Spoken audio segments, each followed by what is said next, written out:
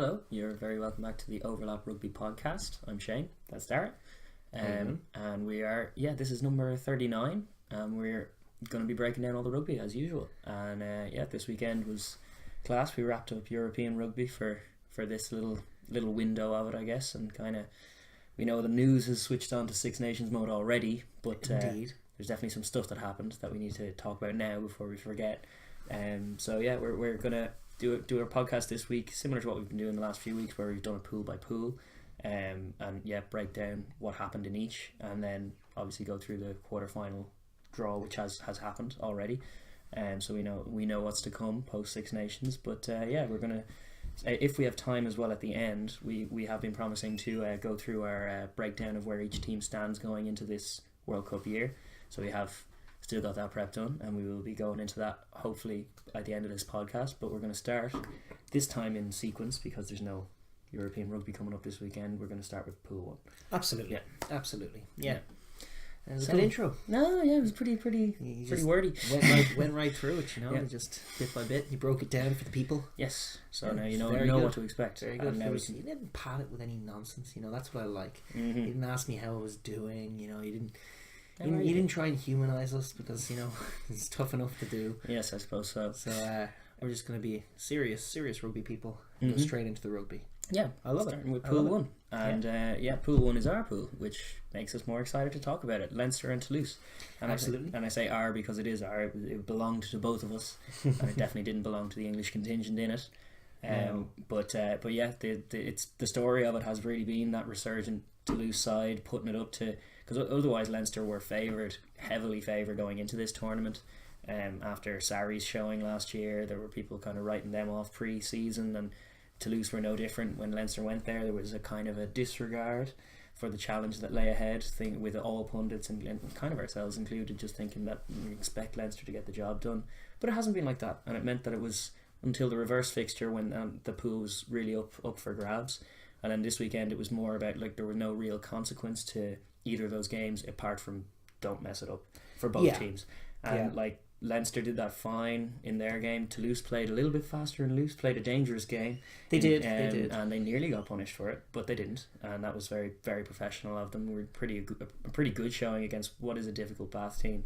Leinster played out what was one of the lower intensity encounters we've seen all weekend, and even in the whole pool stages, I think. Yeah, it was certainly for a side with one of the top teams in it. Wasps never really threatened to win the game. Leinster were always just a little bit ahead of them. Mm-hmm. From a personal Leinster perspective, as one of the teams going in, it was nice to see big performance from James Ryan, who I thought he's not struggled, but he's been had it put up to him. Yes, he was challenged more so than struggled by just a really a hefty defence on him. He's had 2 and 3 man coverage every time he's been against Toulouse anyway. And so it's just been harder for him to generate that go forward, but against Wasps there were ample opportunities to do so, and he did. And he played very well. I think he could have been man of the match. Sean Cronin for Leinster bagged a couple of tries off the back of mauls, but he was very good in the loose. He tied top try scorer of the pool stages with Jacob Stockdale. That's right. 6 apiece. Yeah. Go on, Nugget. I love it. And Zebo nipping at their heels with 5. Yeah, he can't stop scoring either. Him all and Finn. Irish. Yeah, that's true. Yeah, that's very true in class.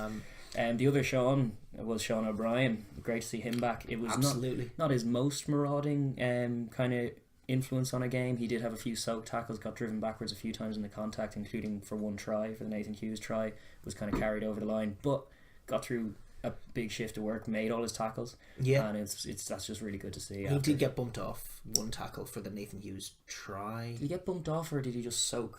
Well, like he went. Well, I mean, one of those just passive tackles. Right. It doesn't go down as a missed tackle stat, but it's like he didn't stop the try either.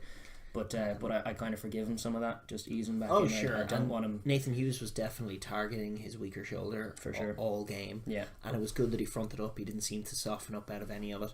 Yeah, for this game, really the biggest talking point from it is just how good news it all was for Joe Schmidt. He got Robbie Henshaw and Sean O'Brien out. They put in good shifts. They stayed fit for the whole game. Yeah.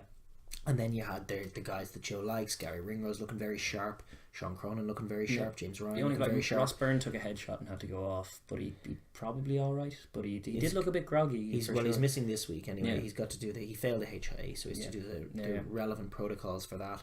But he wasn't in Joe's plans anyway. No, he's not in the short squad, term. So a bit of rest time probably no bad thing. Yeah, he's been doing a lot. Indeed, and he also has Devin Toner back out. Excellent, and Sean Cronin looking good. So it was all good from Joe Schmidt's perspective. They weren't made to work for. It wasn't a high intense game, which was perfect for where the team want to be. For sure, yeah. For where Wasps want to be, I don't know what that says about them. They just look completely deflated, and like you're saying, like Dai Young is absolutely whinging at every turn about, and even if it's tongue in cheek, and he can be quite witty. I wasn't pouncing on some of the sound bites the way some people were, but it is more just symptomatic of like the team can adopt the personality of the coach sometimes when that's happening, and especially a team of mercenaries essentially. So it just they don't look confident anytime they take the pitch, and the half empty Ricoh Stadium or Ricoh Arena looked dreadful really, and it's like I just don't know what's going on over there, to be honest. And there are good players, but there's no cohesion to it. And there were a few step-up performances, like Campagnaro looked decent, ball in hand, caused a few problems. Nathan Hughes got through a lot of work. He did. I was bad-mouthing him before. I still don't fully rate him as like an answer in certainly in an England jersey, but yeah, no, he got them a lot of go forward when they needed it. It was just like littered with mistakes though. Anytime they like sort of, you got the feeling that it was like, oh, that was a decent play from Wasps, and now Leinster are sort of under pressure, and they'd just blow it before Leinster had the chance to spoil it or stop it. And Leinster never really left third gear. It was very much Leinster controlled everything that happened, and Wasps were quite passive in allowing that to happen. Gibson Park was excellent at that. He was probably the difference maker. Some of those box kicks, when you have Adam Byrne on the wing and you can just have that amount of hang time on it and just make him be there for when it comes down.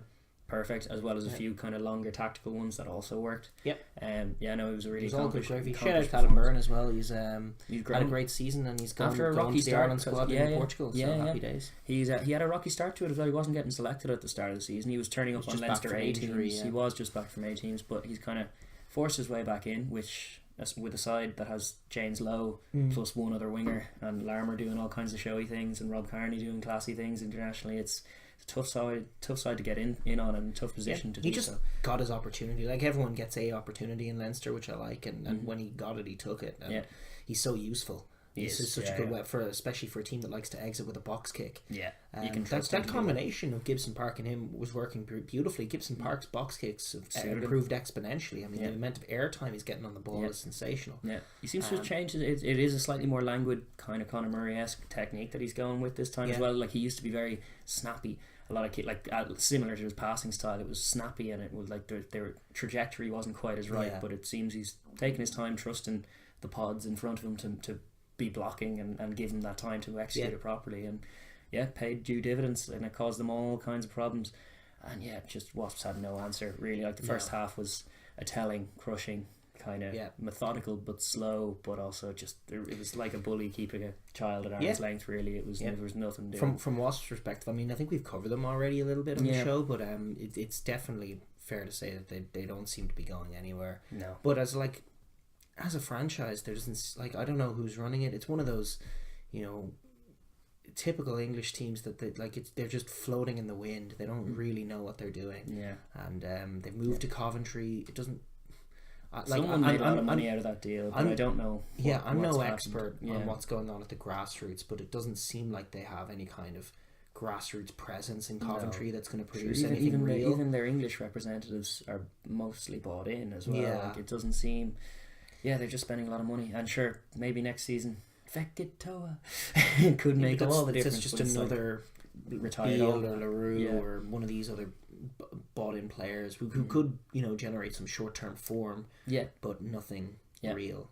Well, it's like one of these years that thing will work where someone assembles a team that is, yes, it's a bunch of mercenaries, but it's also got a good balance to it, that they play a decent style of rugby and they're all class players. Yeah, someone's going to do that in years gone by. It's not all, or years to come, it's not always going to be the academy system, but like for a club of that size, competing with giants trying the same idea, it's a very risky game to play when you'd be better off investing in the grassroots, growing the players. Certainly if you want to build and maintain a club. We want the kids in the area throwing rugby balls around, exactly, filtering through in and out of the club, having jerseys signed and all that, and it all seeds were planted then. Some degree of long-term thinking. Yeah.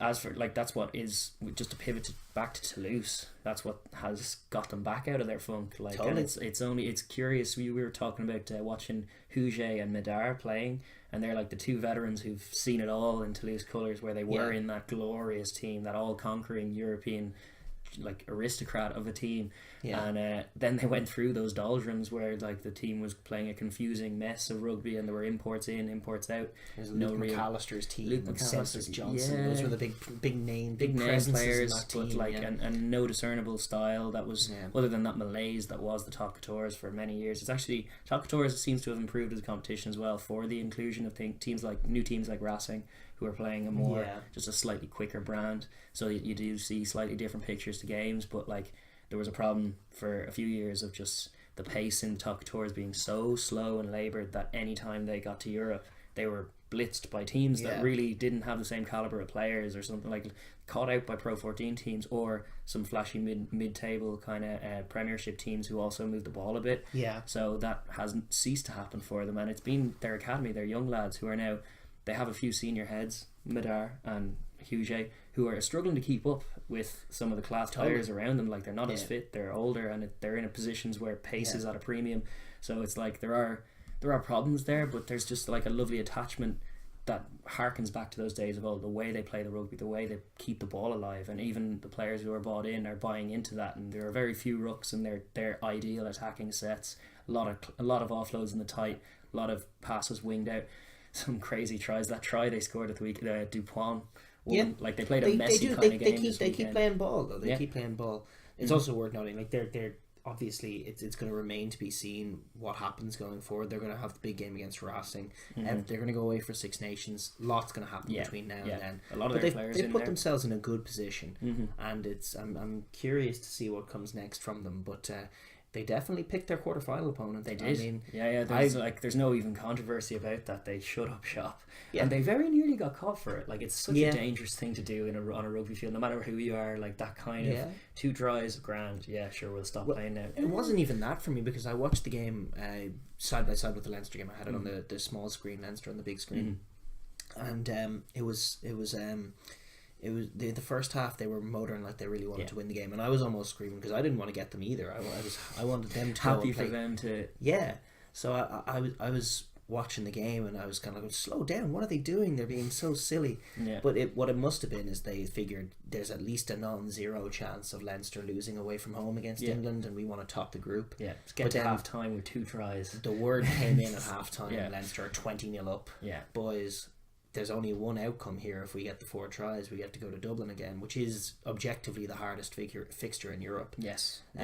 Instead, let's go play a flashy team in Racing who throw the ball around a lot in an enclosed arena with not the best atmosphere, but great pitch and perfect conditions to play rugby, where we know we'll be able to run around. We know the team better as well. It's a less daunting, because it's just a less regular challenge that they have to go to Dublin, and they got a taste of it this year and it didn't go their way, so there's no sense repeating it. So they were wise, and they were correct to do that. They picked, and they didn't want to lose the game either, because that got them Saracens away, so they had to there's a stay balance in that to be healthy struck. mix. It was like Dash in The Incredibles when he was running that race. Close, make it close, second. Yes. Exactly. The guy next to him looking, what? It was an impressive performance at that, though, because it's good to see a team that are that flashy and that kind of excel in that broken, chaotic play, for them to be able to ease up and still be stronger than a Bath team that are physical, and that are more they put up more of a challenge than certainly their Wasps. Their Bath are they're lacking in confidence. They're lacking in a bit of direction. They're lacking certainly in big match pedigree and big moments. But mostly for me, it's confidence and just a willingness to do things with the ball more. Style of play is wrong. That's what I was hearkening on that pitch, because I do think it's an issue. If they're training or playing or expecting to play home games, which is going to be close to 50% of your fixtures on that quagmire, and then to have to go to a place where the pitch plays perfectly or close to, it's you're not training right for the right kind of game that's going to come up. What they can do is defend and attack the breakdown and be awkward, be dogged and be physical, and tough teams struggle with them a lot more than a lot of other English teams. So For sure, yeah. they have reasons to be positive and things to build on ahead of next season. Yeah. It feels like they have a squad and a club that's stronger, in a stronger place certainly than Wasps. Wasps seems like a bit more of a mess. Like Bath, the grassroots is there. It's a smaller club, but than the likes of a Leinster, which is a big juggernaut. But it's still the appreciation is there. The fans still turn out. The personnel are good. Like the team there. Don't know about the coach Blackadder. Don't know about the coach Blackadder. There are like those little question marks all around, and that's shaking the confidence. And they're just not playing right at all, to be honest. No. And they didn't deserve. They're not worthy of a place in the top 8 in Europe this year, and that's okay. They still have a lot of work to do in the Premiership as well, because that's an absolute mess. The upshot though, Leinster and Toulouse through, and Leinster looking good. The right 2 teams, 4 stars. That means that there are 8 stars now coming from our group. Indeed, it was a good little try from Leinster at the very death. Noel Reid's try. Yes, the 4 tries are always the pretty ones. after Mull tries, scored by all of those B players who was struggling last year, and perhaps serves as a little bit of evidence, positive evidence for the faith that was put in them last year when they were struggling a bit, because now there's real depth. Yeah, and there were definitely times last year where I was being a bit less forgiving from my seat in the stand watching it not work, but you're right. It was lovely carries like inside ball to Noel Reid from Rory O'Loughlin, great stuff, and Max Deegan in the middle of it, breaking it up. Cian Healy off the bench with some monster carries as well. Like that's an asset. I can understand Dai Young's expression when he's watching that with Cian Healy with number 17 on his jersey, like marauding through his boys, and you're like, yes, well of course, whatever. But that was pool 1, and it means Leinster top at 25 points. Decent haul considering he lost in Toulouse. The only bonus point failed to acquire was in Bath, where that pitch played a part. Toulouse minded themselves very well. They'll be looking forward to a date with Racing, and I'd back them to sort of do it. It's hard to look, but like home advantage is an advantage at this point, so maybe it won't quite work. But I quietly think that they could be the team to derail that Racing team, because they can play that game and defend. Yeah, totally. Like they're more competent defenders than Racing are at the moment. They need to a repeat of that performance against Leinster in Toulouse. That's the game they want to, like, that level of aggression in defence and that level of intelligence in attacking certain players. Racing, while they did defend Leinster very well in those narrow carries, Racing are a different kind of threat because they offload so much more. So you have to trap the offload. You have to be clever about it. But I give them the chance to do that. Definitely for sure. A chance. It's a competitive fixture, and it's a good one. But we're going a little long on that pool because that pool was all sewn up probably last week as well. But it's just ours, Leinster, we're delighted. Leinster went through. Easy enough game to watch. It was very stress free. Totally. Sunday afternoon viewing over in Wasps. So we'll pivot on to pool 2, which was Munster's pool. Indeed it was. And we're probably gonna have to go for tone shift as well, because Munster Exeter was the deciding fixture, and that was a pool that did have a deciding fixture. It was the headline event Saturday night as far as this weekend of rugby was concerned. The biggest and most consequential game perhaps of the whole thing, other than maybe Edinburgh Montpellier. Which was also a shootout. But it was, I hated it. Here we go. I didn't enjoy it either, but it seems everyone who's commenting on it loved it. Intensity, a lot of intensity, a lot of endeavour, a lot of physicality. You gotta be careful with that word, intensity. It does exist, it is a real thing, but you can't just throw it around every time there's a game that's low scoring. And that seemed to me like they were talking about the hits as if there was, like, I know I only watched it on TV, other people were there. Like, I watched the Leinster Toulouse game the week before, and I saw from my viewing intensity, like genuine intensity. But there were guys flying out of the line. The tackling was incredible. Some of those Leinster sets where they were pounding on the line and Toulouse were holding them out with vicious tackles, and you had Femoina going off injured. And it was proper test level intensity, and it was real. It didn't feel like that. It didn't. There were so many errors. There were sections of the second half when it just got to kick tennis. Teams they were just kicking it at each other because there were so many errors that they felt like their best chance of getting the ball was to kick it back to the opposition and allow them to make a mistake. And conversely, you can talk about defences dominating. Defences did dominate, but you got no chance to see any elite level defending because there was zero enterprise from either side. With I think at one point at like the 60th minute when we made the comment, we've seen one wrap around each. from Munster and Exeter to try and get the outside. Neither of them that effect. Like the Munster one particularly was like pull back, flick it wide, kick. Yeah. And it was like there was no space created. It was still 2-on-2 out there, and it was like no one's being deceived by any of it. Immediately offset piece, and that was about the only bit of shape that you saw to the Munster attack at all. It's been a problem for Munster for a while. Yeah, I think it's kind of a lot of this Carbery talk, which I know we've had some commenters talking about Carbery, and we've had our thoughts on Carbery. We kind of difference of opinion in terms of just how his caliber's at, but I think we've zeroed in this week on the problem's not there. Because it's like Conor Murray looks a bit like he didn't have a great game actually. Conor Murray, he was actually outplayed by White. Nick White, which is a strange sight. Although to be fair, like from an Exeter perspective, what were they doing? Nick White's the wrong.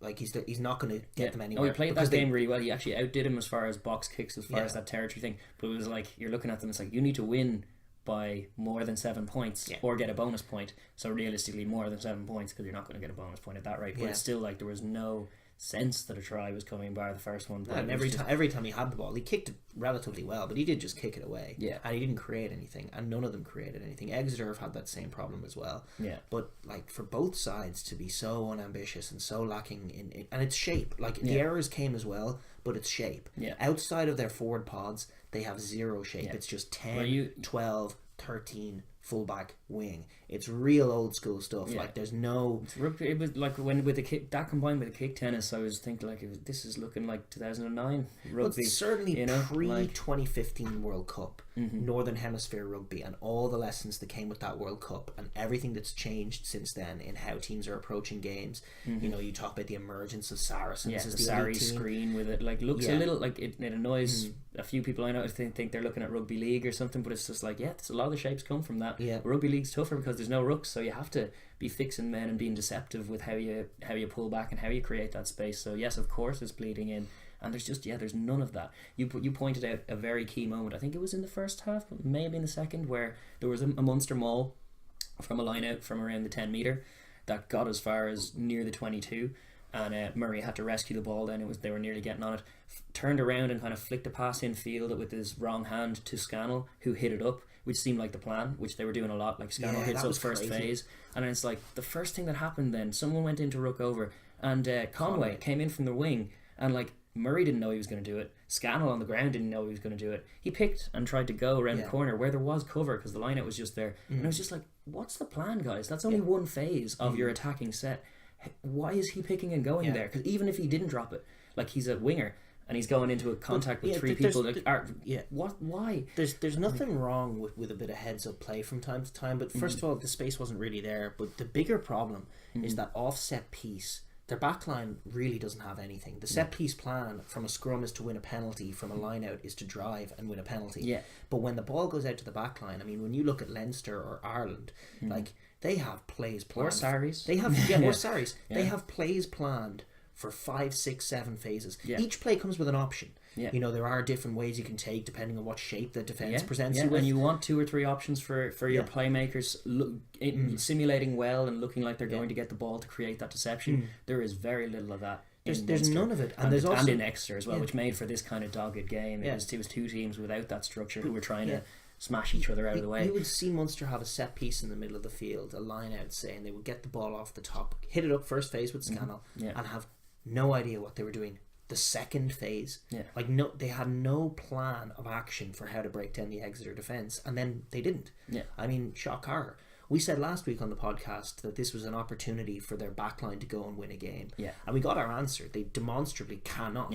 The way that Munster are going to win, if they're going to win in Europe, is by dominating up front, winning scrum penalties, kicking to corners, line out drives, and then maybe after a few phases of winning loads of contacts and having them back, getting Carbery the ball with loads of space, which is where all their backline plays have come from this year, is when the defence is already broken, they're behind the line and there's a load of space. And there's some good heads up play. Like Carbery still can play heads up, and so can Scannell, and so can Conway, and Murray, and Farrell, and they're all really quality players. You're reading the backline thinking, that's a deadly backline for someone to get their heads on. So it's like when people are talking Carbery or blaming things like over blaming him for the Cass performance while over praising him for the Gloucester one. I'm like, I was making a thing, I'm like scoping around looking through the Munster regiment, and I'm zooming in now on Felix Jones, who's the backs coach, who's a former Leinster man who's been there, he's a loyal servant. But we've just seen like the last few seasons they've got to the semi-final based on exactly that. They're physically strong enough to bully other teams. They're the best scrum in Europe. Best scrum in Europe. A very and good very, line-out. very competent drivers and physical.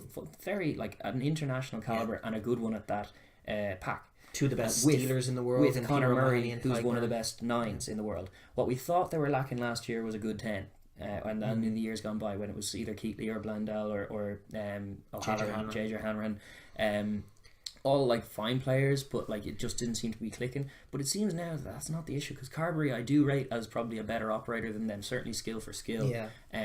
But there's still no plan. Like, it's not like The other thing, he's no Johnny Sexton in the sense that he's just not old enough as a 10 to come into a club like Munster and just impose his will on a team, to actually go to Murray. I demand the ball to go to Scannell outside him. I want you in behind. You know, to actually, like, if your backs coach isn't doing it, there's a sense of, like, I'll make it happen. Yeah. Like, if Sexton went down to Munster, you get the feeling that that's what would happen. Yeah. Sexton would become the backs coach. Yes. And would make them do. Yeah. And take more things that won't happen for more money. No, indeed, of course. But I just can't even imagine. But yes, you're right. Carberry's a young man. He needs a coach. Yeah. And the whole back line, man, they're so talented. Yeah. I really rate Rory Scannell. Yeah. We all know how good Chris Farrell can be, and Chris Farrell's such a unit. You can point him in a direction. Yeah, you know, and he's going to get over the game line yeah. more often than not. And then that fullback Haley looks like a baller as well. When he has ball in hand, he's making stuff happen. Their wingers do score tries. They have Earls and Conway, which are two very competent international caliber wingers. It's just they're not being played into the game at all. Yeah. And it's like they're ignoring a lot of space on the field, both teams. And that was what the recipe for this kind of Munster Exeter double header was, because you were just like, you were making the point, it's like they play the exact same style of rugby, but you suspect Munster are a little bit better at it, and that's exactly what we got. They played 2 games of absolutely intense smashy smash thing, and you can't blame the win this time for the way it went, but it was like, Munster had 2 points more over. It was 19-17 aggregate over the two games, which is like, that's not scoring enough points. I don't care what you say. Like, a lot of people love the beauty in those games and that kind of thing, but I'm looking at there's definitely chance for innovation against those kinds of sides, because they're too tight a lot of the time, and there's space out wider, but they just weren't exploring that. Well, here's the thing. Like, first of all, both games have been recipients of undue praise. The opening weekend was like that, and I feel vindicated a little bit, because all that talk about the weather, as you say, whereas they've now met in perfect conditions and the same basic picture has formed, because neither of them are playing the game in the right way. And like, teams are going to talk about, like, well, Exeter stopped them from doing that. There was I heard about it, but I didn't actually hear it. But apparently, Donal Lenihan on RT radio coverage was getting a bit of shtick for using the phrase, Exeter are forcing Munster into unforced errors. Which is, call a spade. There were loads of unforced errors, and it never came up in commentary either. There was a question at around 70 minutes going like, there's been a few more mistakes than you might have thought. Would that be down to just the intense pressure that's going on here? And then sure enough it was, according to who, like, I think it was Keith Wood, but it was just like, that's not the only reason. A lot of those were unforced errors, and a lot of that's coming from just unsurety as to what comes next. Uncertainty is the key, because they're good players and they're making stupid mistakes because they don't really know what they're doing, and then they're trying to force things. Like that Conway play is a typical example. Like, he shouldn't be doing that. No, you should be. If anyone's doing that, it should be a flanker coming around the corner. If that's why the is play. he even at the breakdown? Is he the guy who's supposed to clear out after Scannell's down there? If so, why? It's all, none of it is planned. None of it makes any sense. And as far as great defending is concerned, they defended what Munster do. What Munster do is they get into your 22, and then from there they do one out pick and jams or pick and goes with big men, mix that up, or pick and goes, and they mix it up, and they can do it quite well, because Murray is an excellent passer of a ball, and he can give a bit of width even with a one out play. He can get wide, and you can skip a guy with it, so it is dangerous, and they're big men, and they just love playing that game. But it just it leaves the back line just stood out, as you say at the start, stood out 10, 12, 13, 14, 15, or 15, 14, and that it's just a traditional back line, and they're trying to suck you in and flash it left tight. They go tight through the forwards, and then they try and flash it when the defense gets sucked in. I mean, like, I don't know, like, Welsh fans would know better than most. An Irish team comes to town trying to pull that shit, and they'll just chop the legs off and stop you from doing it. And Munster were stopped from doing it. It's such a risky game, because if you go 4, 5, 6 carries that are a metre each or so, and then you get driven back 2 metres, it starts again, all again, and you have no more momentum, no more pace, no one sucked in. It's just not using all the tools in your toolbox. No. You have a good backline there, and you're not using it. Yeah. So their pack is going to have to win this for them. They have a good pack. They have a great pack. They have a great pack. By this tournament's calibers, they probably have if not the best pack. Yeah. But they're going to have to go away probably to Saracens and first of all to Edinburgh. Who could be a stickler for them as well. And Edinburgh, like for all we'll learn a lot about Edinburgh's pack when Munster's pack roll into town. Because if they lose that battle, I think Edinburgh do lose that game. Oh, comfortably. Because like their backline are. But if they get parity, Edinburgh's backline look more drilled than Munster's backline. And they're certainly more drilled. They're certainly better coached as an entire team. You rarely see them get beaten up at the set piece. Maybe Munster be the team to do it. Could be the team, but you rarely see it happen. And then in the loose, they got the form number 8 in the world probably, and they got a backline that they're not afraid to play their wingers into the game. They do all kinds of great things. It's a dangerous game for Munster. For sure. And they're only dangerous games from Munster from now to the end of the season in Europe. And like people have been asking, like, are you changing your tune about Munster? People getting confident about Munster in the comments and everything else. Like I remain just firmly skeptical because I just don't like what I'm seeing on the pitch. I see very limited play from them. Yeah, and they're good players, but they're not using the full toolbox. They're not using their full arsenal. Yeah, they're playing a very limited form of the game that relies on dominance up front. Yeah, and at the tough stages, you actually need to produce some moments of magic, industry and enterprise, and they had none of it. You need to think your way around a team. It can't just run over every team. Because the other thing is, like, and Ireland have learned this in World Cups gone by as well as Munster, is like it's a very, very tough style of play, the toughest style of play to emulate week on week. And like even with those gaps and stuff, gaps in the, once you get into the knockout stages, you still have to play some games in between. You still have to be training for it, and it's just like to be dominating those teams as the opposition gets tougher and tougher and tougher. You're not giving yourself the best chance if you just can't score some really good set piece tries. You can't create that space from it, from not just the first phase, but from the first five phases, as we said, after a set piece. There needs to be distinct plans of action for if you see certain pictures, and that's what we're not seeing. And we're not seeing them do work on defenses and figuring out weaknesses in defenses. They're just doing the same thing every week is the other thing. And even results wise, the picture isn't great for Munster. They are the lowest ranked team of all the pool winners. They've gone away to Exeter in a game that they should have won and not won it. They've gone away to Cast and failed to win again. And as a result, now for a team with as ropey as an away form as they have, the Gloucester result notwithstanding, they don't get to play in Thomond Park. They removed they've taken the Thomond Park factor, which is great for them. It really is, and like there are historical precedents that still stand. Munster still stand and are still dangerous. It's probably what got them over the line on it the could weekend, see them past Exeter. That kind of pedigree from seeing it before, or not Exeter, Edinburgh. It has already got them past Exeter for similar reasons, where the difference maker is just that little bit of confidence to win the game, and some good playmaking on defence. Credit Billy Holland, actually, who I'm sometimes harsh on. Excellent line-out steal at a timely moment. Like there were moments in that game where players produced plays because that's the kind of play. Ty Byrne was excellent throughout, and he could be like a different player. His steals, he has added a lot to their second row where there were problems last year as well. But we remain unconvinced by this Munster. I'm hoping to see more growth. The other factor is they're all going to Six Nations now, so everything changes. They'll come back with a more focused, like detail oriented approach, and maybe that'll bleed over. I genuinely don't think it's the players though. Like we've been talking about the players all the time. We've been talking about you get Murray, you get Carver, you get Scanlon, you get Farrell. This is going to be a great unit. I just don't think they're well coached. And I think I think Edinburgh's. I think that's a tough fixture. It's a deceptively don't play tough Richard fixture. Cockrell's and boys, they'll be probably a bit more confident than they ought to be. Like, that's Richard Cockrell's next month and a half. This game. That's what his Monday to Friday is for the next month and a half. So you better believe he's looking at what everything Munster are doing, same as us, and he's probably not convinced. He's probably licking his lips. It's a good test for his boys because they play a forward style too, but they do trust their backs to try and do something and play their game. In the games when they had to against Toulon, they ran them around because they knew that was the way to beat Toulon. It was such a big pack, they just knew that was how you do it. And they did it. And so it's curious to see. There'll be an Edinburgh factor, but there won't be a Thomond Park one. And no other pool got out of there for Cast. Cast and Gloucester. Cast and Gloucester.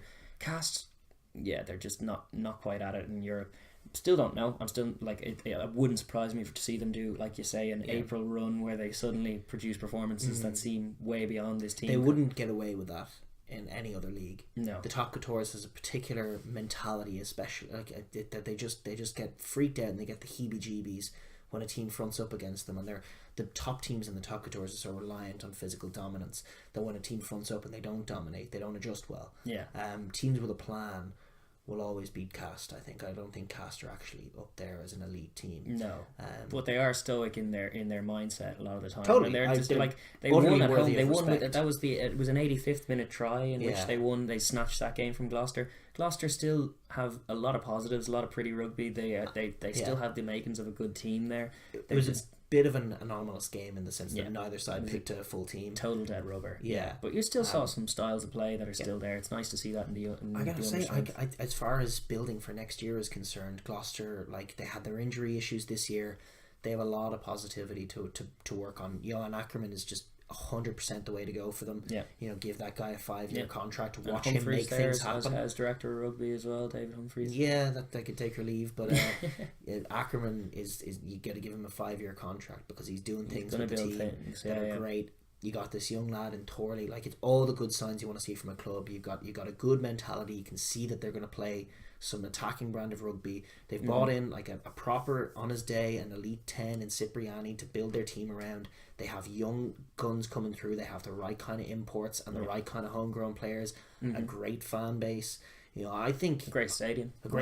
I think it's only going up for Gloucester. I think they're on an upward curve. I really do. I hope the rest of the season goes well for them in the Premiership as well, because they play a lovely, exciting brand as well. Totally. And I do. They need a stronger pack. They do more physical, because they just got. I don't rate Grobler as an import. Actually, that's one mistake. I would qualify that as a mistake. Because there's surely an English lad nearby who's as good. Or if you want to import a second row because you need some heft in the pack, I don't hate that call, but I don't get an All Black or something. I don't know that it should. Well, even if you can't afford an All Black, get somebody who's better. Get better scouts. Grobler was never the man. Yeah. Well, we were complimenting Leinster and Toulouse for their recruitment policy of, like, not too many, but the ones that you get are quality seasoned professionals from world away who are going to add something to the dressing room as much as the pitch. Yeah. And it's just like, Grobler, he's just another man in there who's another man in the team. And that's the last thing you want for your team. Yeah, really. You don't want it to be consisting entirely of people who are just there for the payday. But anyway, that's pool 2. Yeah. Munster and Exeter. We will probably go down as one of the few people covering that game who weren't enamoured with it, but we weren't. I didn't enjoy watching it. It was my Saturday evening and I was excited for potential back play from Munster. Didn't see any of it. No. Thought I just saw a load of unforced errors. The intensity was touted, but I didn't think it was even the most intense game that Munster have played this season. I was just depressed listening to Off the Ball because they spoke about Edinburgh, who, for the record, finished above Munster in terms of the reckonings, just with such dismissiveness. And then they spoke about Gloucester as well, like it was one of the other flippant things. I can't remember who it was on Off the Ball, but it was like they were talking about Exeter. So they were like, I really think Exeter are a great side. So this is a fantastic, phenomenal win for Munster because they've beaten a brilliant side in Exeter. Oh, what a game. And then it was like, and I don't really know what happened to Exeter at home against Gloucester. That's just, they really slipped up there, and I was like, hang on. Gloucester thoroughly beat them then, and then the week following Exeter won because Cipriani out and down injured after a few minutes. It was massive. Like I don't see it, and I just think there's definitely a dismissiveness and that's purely parochial because it's just in this country. Some journalists are just looking at Edinburgh and Gloucester are the two that I would pick out with a dismissive eye. And Munster and Exeter with a romantic eye. Yes, romantic being the main word, but it's also that probably only watching half the games. But we will move on from that because that's enough little Debbie Downers for that's this. True. We don't want to be. We don't want to be the negative. We don't want to be the negative. That game did not appeal to our romantic rugby side at all. However, Pool 3 kind of did. I enjoyed Sarries Glasgow. Sarries and Glasgow got through from Pool 3. Thoroughly deserved. Not even need to mention Leon because as you put there on the notes, it's like if they're not going to play in this tournament, then I'm not going to talk about them. Yeah. And that's fair enough. Yeah. Cardiff, however, did play a bit of ball. Yeah. Showed some signs, showed some intent. Were ultimately soft in, like, Glasgow bullied them. Yeah, listen, I like Cardiff a lot. They play good rugby. They have some good players. They're They're not, certainly not in the top 8 in Europe. They're just a good club level club, club's club, if you will. And they play their own style. Like Cardiff Rugby has looked very similar for years, and I remember like it's oftentimes that like a half strength Leinster or a Munster team can go down to Cardiff and get caught cold, and there's always a string of class tries in those kinds of games. So it's like they played their hearts out, but they just weren't quite good enough. No, Sarries dominated that pool, and look, all good value for it. They have we emphasised the purring aspect to their season now, but they won it bludgeoningly over in Scotstoun before Christmas, and they seized the reins of the group and never let go. And like even Glasgow coming down, they lost Owen Farrell before kickoff, which is a big loss. Shout out to Alex Good again. What a stalwart for that team, stepping into 10 with Spencer instead of Wigglesworth at 9. And doing a fine job, doing a fine job. Their tactical kicking game was not where it normally is, whereas Glasgow's was very good. But part of that was in the first half, and there was a wind, which wasn't quite as strong as some of the winds we've seen, but on that kind of 4G pitch, it means you don't have to do a lot to get a lot of distance on those touch finders and find some space. So Glasgow did that well. Stewie Hogg stood up with that. A few nice ones from Hastings as well. They made a few mistakes on defence. We had credited their capacity to stay wide, and that was huge. Lewington got himself sucked in. It was Lewington on the left. Lucy Lewington on the left stepped in too many times. Harsh. I don't want to be it was very un-Sarries picture. That Seymour try was like not one that you would see Saracens concede every week, because they stay so wide. The holes against Saracens tend to be through the middle. I know they've been trying to adjust that, and perhaps they're giving boys license to shoot a bit more. Maybe, but certainly the young lad, he got a bit lost a few times, and should have been expecting, like if you're doing your homework on that Glasgow team, you should be expecting some flicky wide passes. They were recovering some. There were 25-yard and 30-yard passes going in, and there was space out there. And you don't need to ask Seymour twice to go through it. No, you do need to. You'd have to ask him a few more times if you wanted to step up into Itoje and Mako Vunipola simultaneously, because that did not go well for him. And that was absolutely hilarious moment where he just ran in, found no gap, but found two of the biggest men on the pitch, and just went straight down. Itoje just came up with the ball, and off he went. And he just every play that Itoje made, particularly in the second half, just turned to gold. And the try that he ended up getting, the bonus point score, it was a shame for their prop Campbell, is it? No, the other one, it's a Polynesian name that I can't pronounce now. You may have to find it there. But he played like 70 plus minutes, which is more of a shift than your tight head prop really ought to be doing. And then in that particular set, having defended them so well and still being in the game, he just could not fold around the corner, couldn't get himself into the defensive line. He was completely gone, gassed, and then they went around, and he was the gap, because he had nothing left. Poor lad. I felt bad for him, but it was also just a marauding Itoje getting an offload from that giant of a man, off the bench, that Australian Will Skelton coming off the bench. He's some player to be bringing in. Sarries look really, really good. And felt a little for Glasgow, but they did fire their shots. They played really well, I thought. I missed the second half of that game, but I caught the first half and things were motoring. And, there were 6 tries in the first half. The second half was a different look to it, but it was equally entertaining. Both sides kind of slowed down a bit, but they were defending well for great lengths of time, and it was ultimately, I think it was actually Wigglesworth I would credit with being the difference maker, along with some of the pack substitutes that just they had more to them than what Glasgow had. By the way, would be the Halanukin. I'm sure I'm butchering it, but that's the name of the and he played really, really well. He had some classy touches in the first half, was scrumming well as well, and it was just it came to 70 minutes and he had to defend in the wide channels, and it's just like, no, that's not going to happen at all. And Itoje's going to roam round in for a try, but that was an excellent game. And a really good picture, and they'll do it. We'll wind it back again for the third time. We will have Sarries Glasgow going at it in the quarters. And it's like harsh on Glasgow. It is harsh on Glasgow because it's a terrible matchup for them. I mean, most teams match up poorly against Saracens, but them in particular. Because usually the way Saracens defend doesn't suit their attack. And then their halfbacks are superior, which that was what it felt pulled it closer. I was fearing a shutout. Last week I was calling Sarries to do pretty much what they did, ball in hand, score 5 tries, but I thought that they'd limit Glasgow to maybe 1 or 2. I think the difference maker there, the Farrell going down pre-kick-off, Yeah, a little bit looser because their solution to it was, rather than throw Lozowski in, was to move Good from fullback and then move Liam Williams from the left wing to fullback, and then bring in Lewington. You know, that was such choppy, changey stuff. Changed that it everything. ended up leaving their defence leaking some stuff. Sure. They also opted for Tompkins at outside centre, who's very good with ball in hand, but he's a young man. Yeah, I suspect when it was Barrett leading the line, and he did a great job. Barrett played phenomenal. He was very close. He would have been man of the match had it not been for Itoje's class performance, and he was deserving of it. But Barrett controls those inside channels and shut them out. Meant that Gu didn't have to do much defensively. But the space was out over the top of him in the back. Like, imagine now if it comes to it, when they play Glasgow, if everyone's fit, you're talking about, you know, Farrell and Wigglesworth back at the helm, Barrett and Lozowski probably in the centres, two big men. And then good at fullback, Williams and Maitland on the two wings.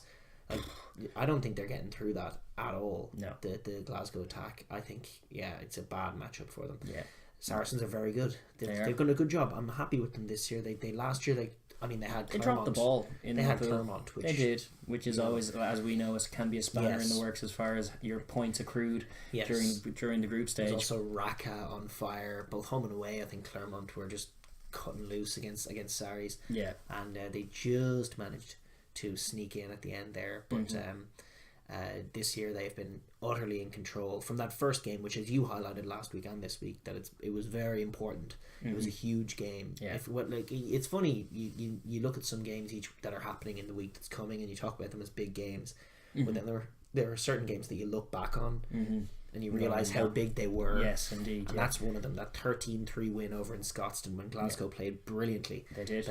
They never looked back. Yeah. And just psychologically what that must do to a Glasgow team. At home, playing really, really well.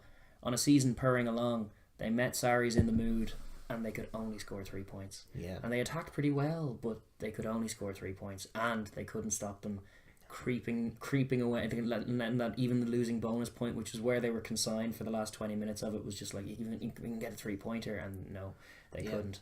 And it's like, that's very telling about the difference between these sides. So as much as this was an impressive performance, they still fell short, and it was still Sarries shorn of two key leaders in their halfbacks and a bit of a chop and change backline as well. So I suspect that particular quarter final may go the same way again, and it'll be a Sarries hat-trick, and they look good value for it, and they'll be home in the semi, and they'd be favourites in that one too, no matter who they might play it. Well, I'm not sure if they could get the rent space, what with Tottenham playing there every week, but they might try and get Wembley for that game if they do get it. That's looking very far ahead. But the semi-final, but they might look at Wembley. Might do. Yeah. That'd be nice. It would be a good little gesture. Also, correct me if I'm wrong, but if they are to lose, or if Racing are to lose to Toulouse, then it's no longer the system that Toulouse, then if it was Racing, say, which I think is the more likely fixture to end up that way. If Toulouse were to beat Racing, they don't get a home. They don't get a home quarterfinal because it goes to then who has the next. It's amount done of points based on your seeding 1 to 8. So there's no way that a team seeded 2 is going to play a team seeded beneath 2 away from home, if that makes sense. Right. Yeah, or a better way to describe it's the NFL system of playoffs. Like, it doesn't matter what's come before, the team with the better record gets the home field advantage. Okay. That's it. And then we could really do with Toulouse winning that game. That'll be, if Toulouse beat Racing in Paris and we beat Ulster in Dublin, we host Toulouse. If Racing win that game, Racing host us in Paris. So, or would we host Toulouse? We'd probably host someone else, because if Glasgow or Toulouse, if Toulouse would be the bottom ranked team left, they would probably. The draw is set. The draw is set. We're playing the winner of the Racing Toulouse game, but that game is either going to be played in Dublin or in Paris. Or if both of us lose, Toulouse will have the advantage over Ulster. I think so. Yes. Yeah. Interesting. Yeah. No, I just wanted to clear that up because I didn't quite know how to say. I know it's changed this season, but excellent. Yeah, good to know.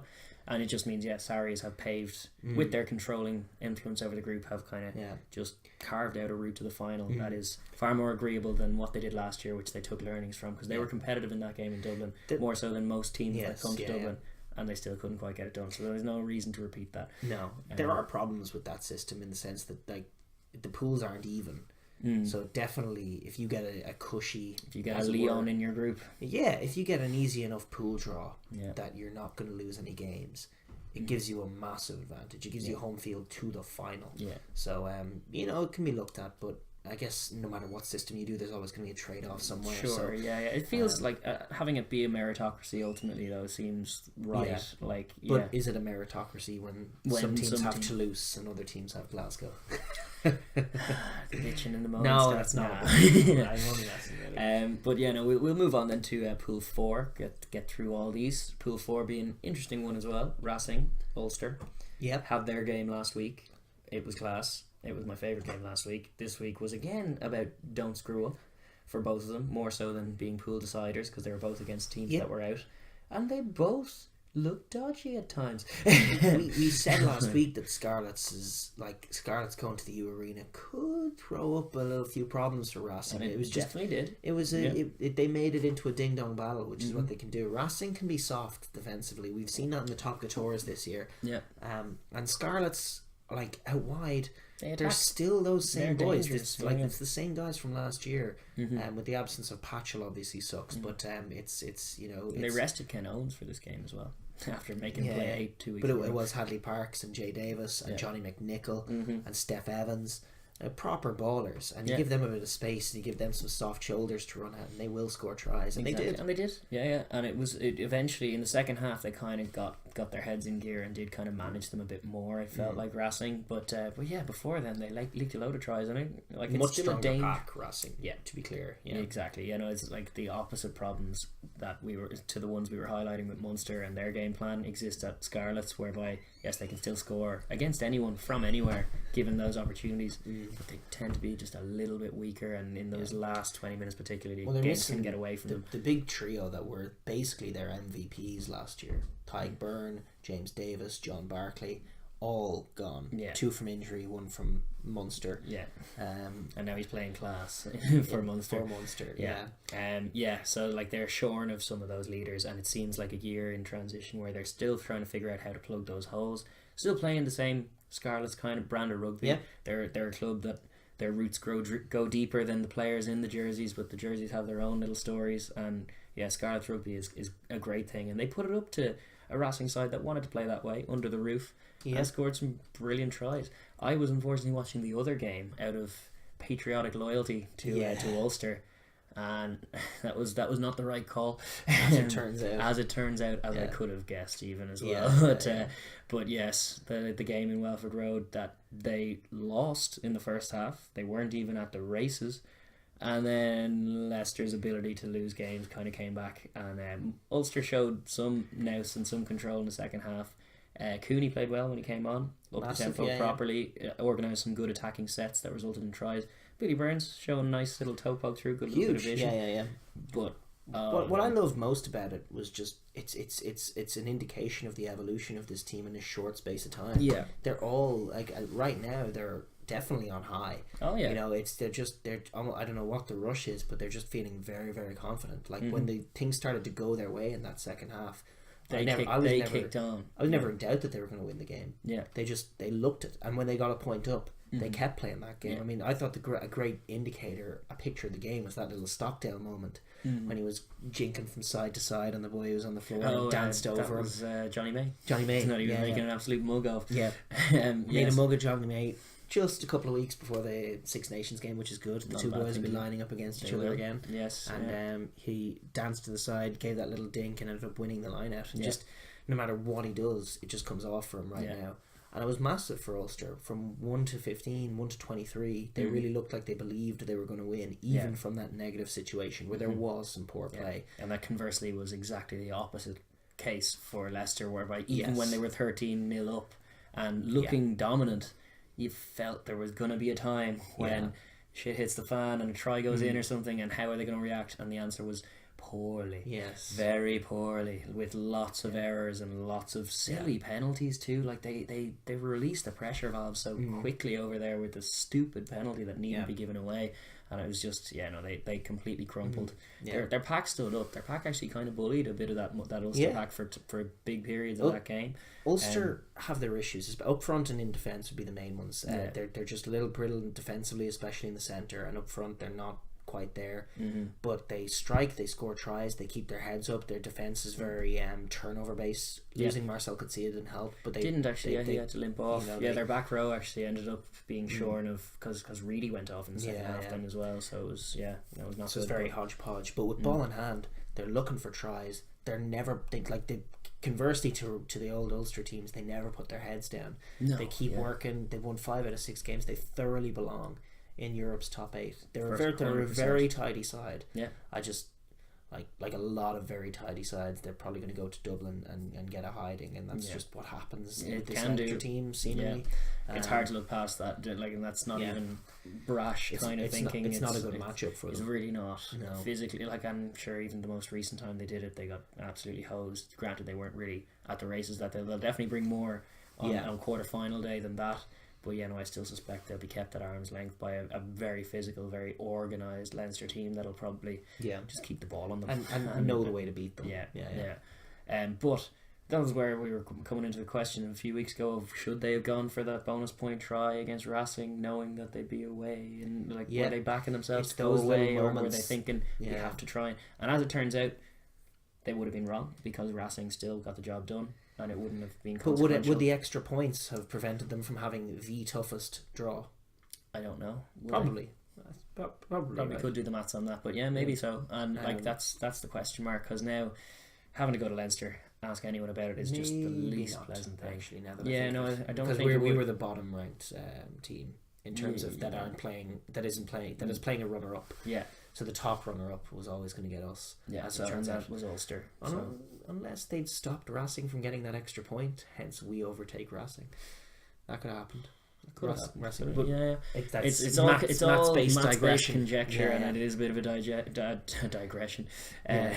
Yes, but they now have to go to Leinster, where they will probably fall short, but we never know. And a great year for them either way so far. 100%. Compared to the years gone by, there's just been so much improvement, so much to be excited about. Like we were highlighting last week, all of their acquisitions over the pre-season have worked, have slotted in and actually plugged holes and strengthened the side. And McFarlane looks like a smart guy. He looks like a very savvy operator, and they're trying to play an Ulster, like a recognisable Ulster brand of rugby, using some of their key talisman heads as well as some of their imports. It's exciting times, and they were thoroughly good value for that win over Racing. Racing themselves have a job to do against Toulouse. They won't be that they're probably slight favourites based on purely home advantage, but lots to come in the Six Nations and in the top tours between now and then. I'm fancying Toulouse. Of all the fixtures, if there's to be an away winner, and that's the one. So it's dangerous. Certainly, what Racing are doing right now is it's great to watch. But it's very it's Finn and Zebo show a lot of the time, and Nakarawa and Vakatawa. It's very it's all guns blazing, offloading. Shaughnessy had a nice little chip. He did. He's tries, embracing the chaos like the rest of them. And there's good heads up rugby. They're finding tries constantly. They're throwing offloads. They're keeping the tempo high. It's very different from what last year's Racing were doing. For sure. It's all of a sudden Finn just has a way about him. It just becomes about Finn. It doesn't seem to matter. If he played a 10 for the All Blacks, you feel like the All Blacks have become the Finn show. Perhaps he's still flicking those passes anyway. He just does his own thing, which is great. But I feel like, and I'm not usually going to say this because I like teams that score tries, but they need to fix a couple of things. In defence, they need to tighten up. They need to, perhaps it's an arbitrary thing, but they need to sort of just change the mentality of the team a little bit from being all about Finn and Zebo and the boys, and like a little more about Mashno and Donegal Ryan, who's hopefully going to come back into the team. Another way of phrasing that is they need to shift into cup final mode, because that's where we're at in the rest of the context. I don't like that phrase some of the times. I just think those are holes that they need to fix because they're leaking a lot of tries. And I think the tries that they are scoring right now, while fun, against proper teams might not happen in the knockout stages.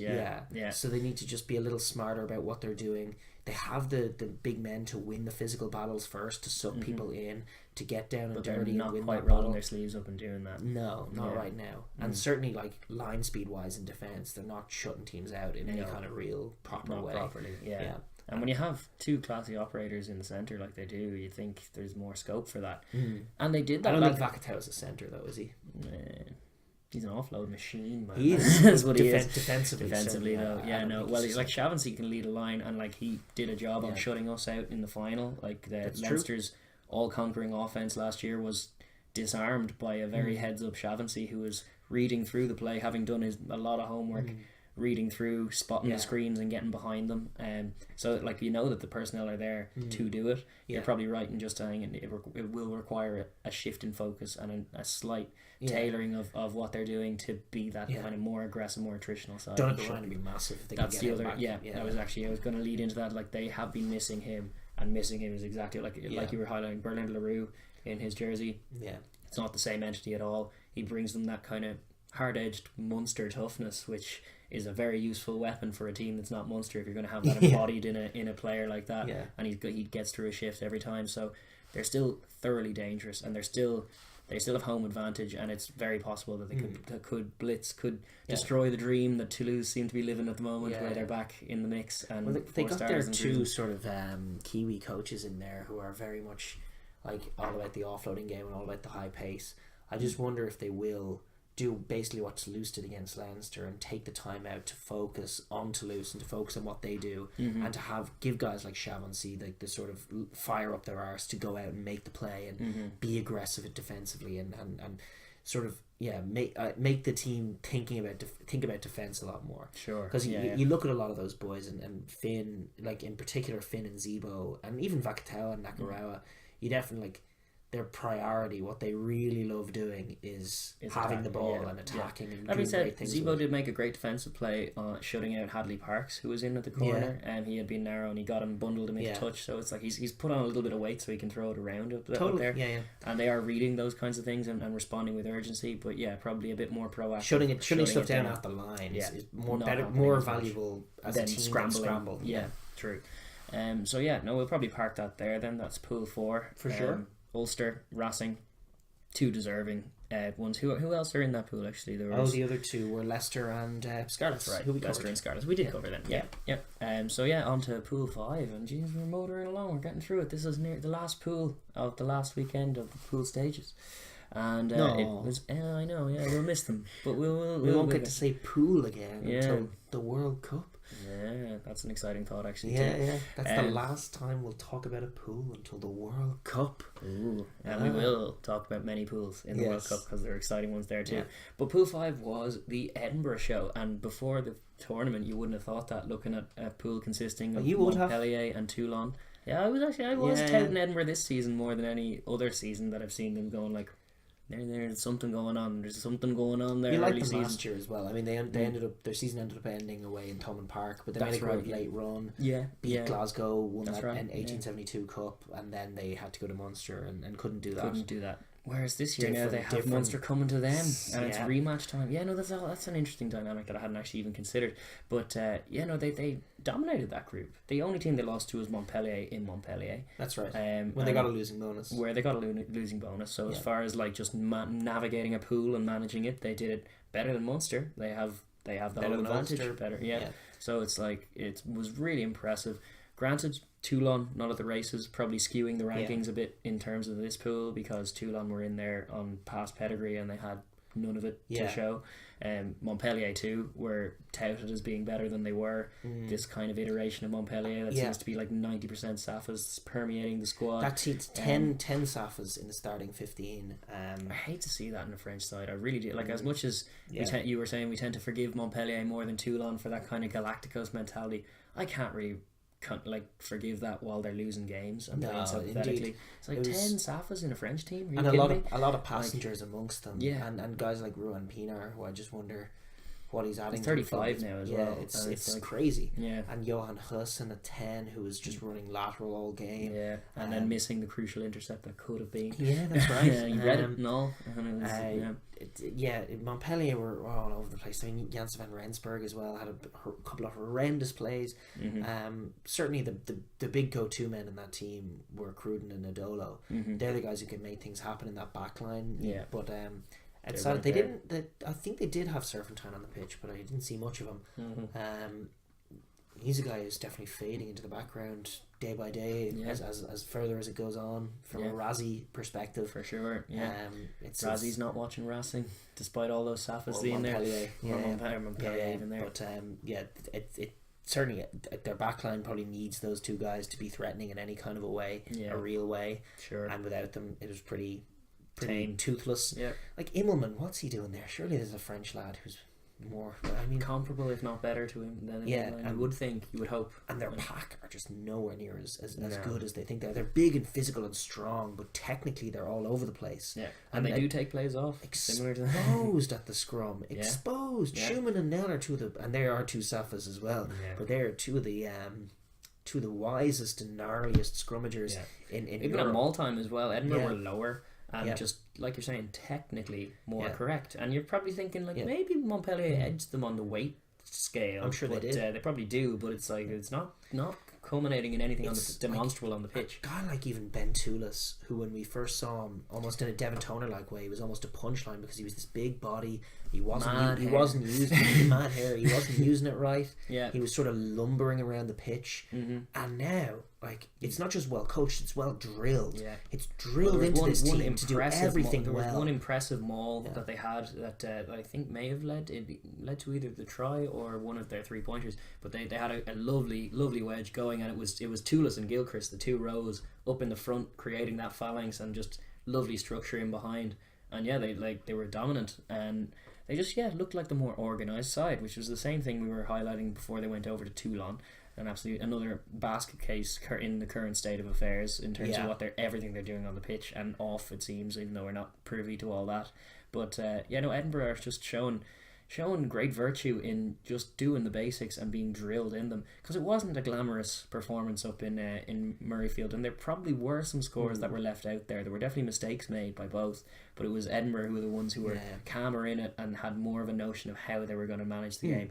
And then they managed to get to a 2-score game and hold them there. That's it. They take their opportunities when they get them, and they punish your mistakes. Yes. So when you give a sloppy penalty away, and this may come back to bite them, because definitely we have been proponents in this podcast of taking chances when you get them. Yeah. And that's not really what they think. They just think we'll take points. We'll take points. 3-pointer, get into an area, 3 points. And we'll just exploit your mistakes. I mean, for the try itself, I mean, they were pounding the line, but like there was.